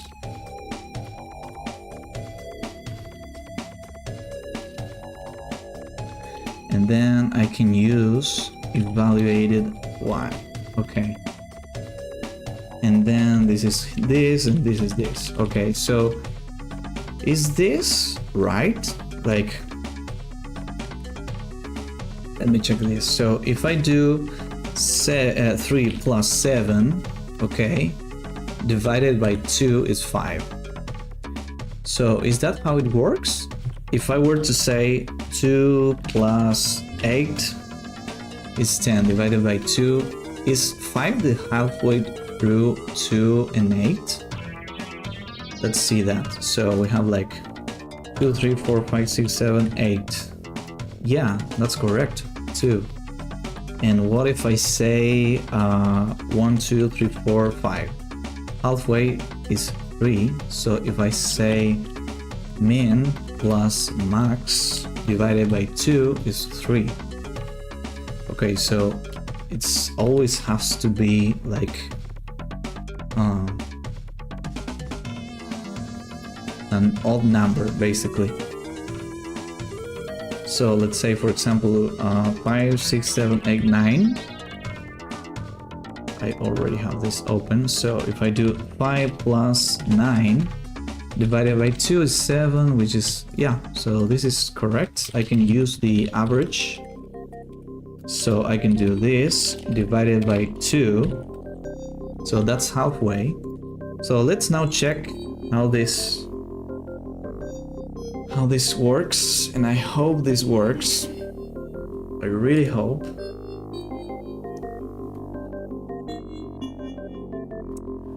Oh man. Okay, so this is 5, 8, 75, 7, 5. Okay, I think this is finally correct. Let's try using, let's go to tables. And let's try going here and saying like there's always gotta be like 2 odd numbers, or like, is it even? No, odd numbers. So let's say between 3 and 15.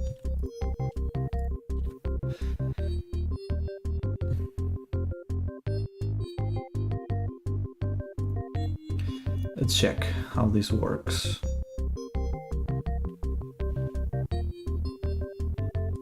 So 2, 3, 1. Okay, this is 5, 4, 9, 52, 9, 4, 5, 2, 3, 1. Okay, this is really weird. But like halfway through is this number, and that's correct. So maybe what's happening is that I should maybe use let's close this, and I should maybe use maybe this is correct, this curve.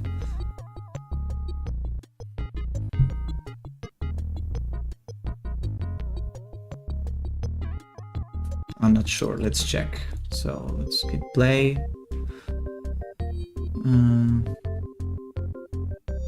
13, 12, 50, 13, 12. No, that's not correct. So yeah, it was correct before. I will just basically use this and yeah, I would just go with this like this, and here I basically have to say I will create a list of int and stars amount new list, let's say just new. Then here I will stars amount add entry. So this should be called something like amounts lists, because then what I will do is basically say this. Yeah, that's fine.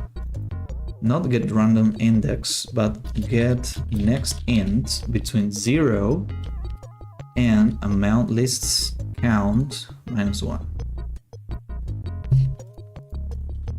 Yeah, that's exactly right.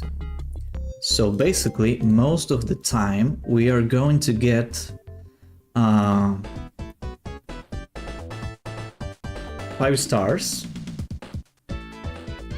and then like there's less likely to be like 3 or 7. So this is fine. Okay, so we have this done, and yeah. So yeah, basically this is what we get to do today. I don't think, yeah, we don't really have time for more stuff. So we're going to, let's see, did we get to do any of this? New navigation behavior, Starfield script, receive a constellation, coordinate and travels. No, we didn't do that. We did not do the event neither. Listen to the Starfield, no. Create all of the stars properties for the stars and blah blah blah. Okay, so we did not do any of this, which is fine, but we basically got some progress done, and I think we should leave this like this and just continue tomorrow. So yeah, we can pretty much end the stream here. Thank you very much for watching, and yeah, you can of course, as always, join the Discord. Don't forget to join the Discord. You will get notifications for when I'm live there, and you can also share your stuff, your art, your games, your music, anything you want. And yeah, I will maybe stream tomorrow, I think. And yeah, so that's great. And I will try to stream for a bit longer tomorrow, maybe. I really want to like make like a good chunk of progress on this. I feel like we're doing like baby steps. So yeah. But yeah, I really think we could do some good progress tomorrow. I do think so. So yeah. And yeah, I'm not sure if we have like time to raid anybody, so I will just finish the stream right now. I think we might raid somebody tomorrow, maybe, I don't know. But for now, we are going to finish the stream right now. And yeah, thank you very much for watching again. Be sure to follow, subscribe if you like the content and you're interested in the game. And yeah, thank you very much, and see you in the next one tomorrow.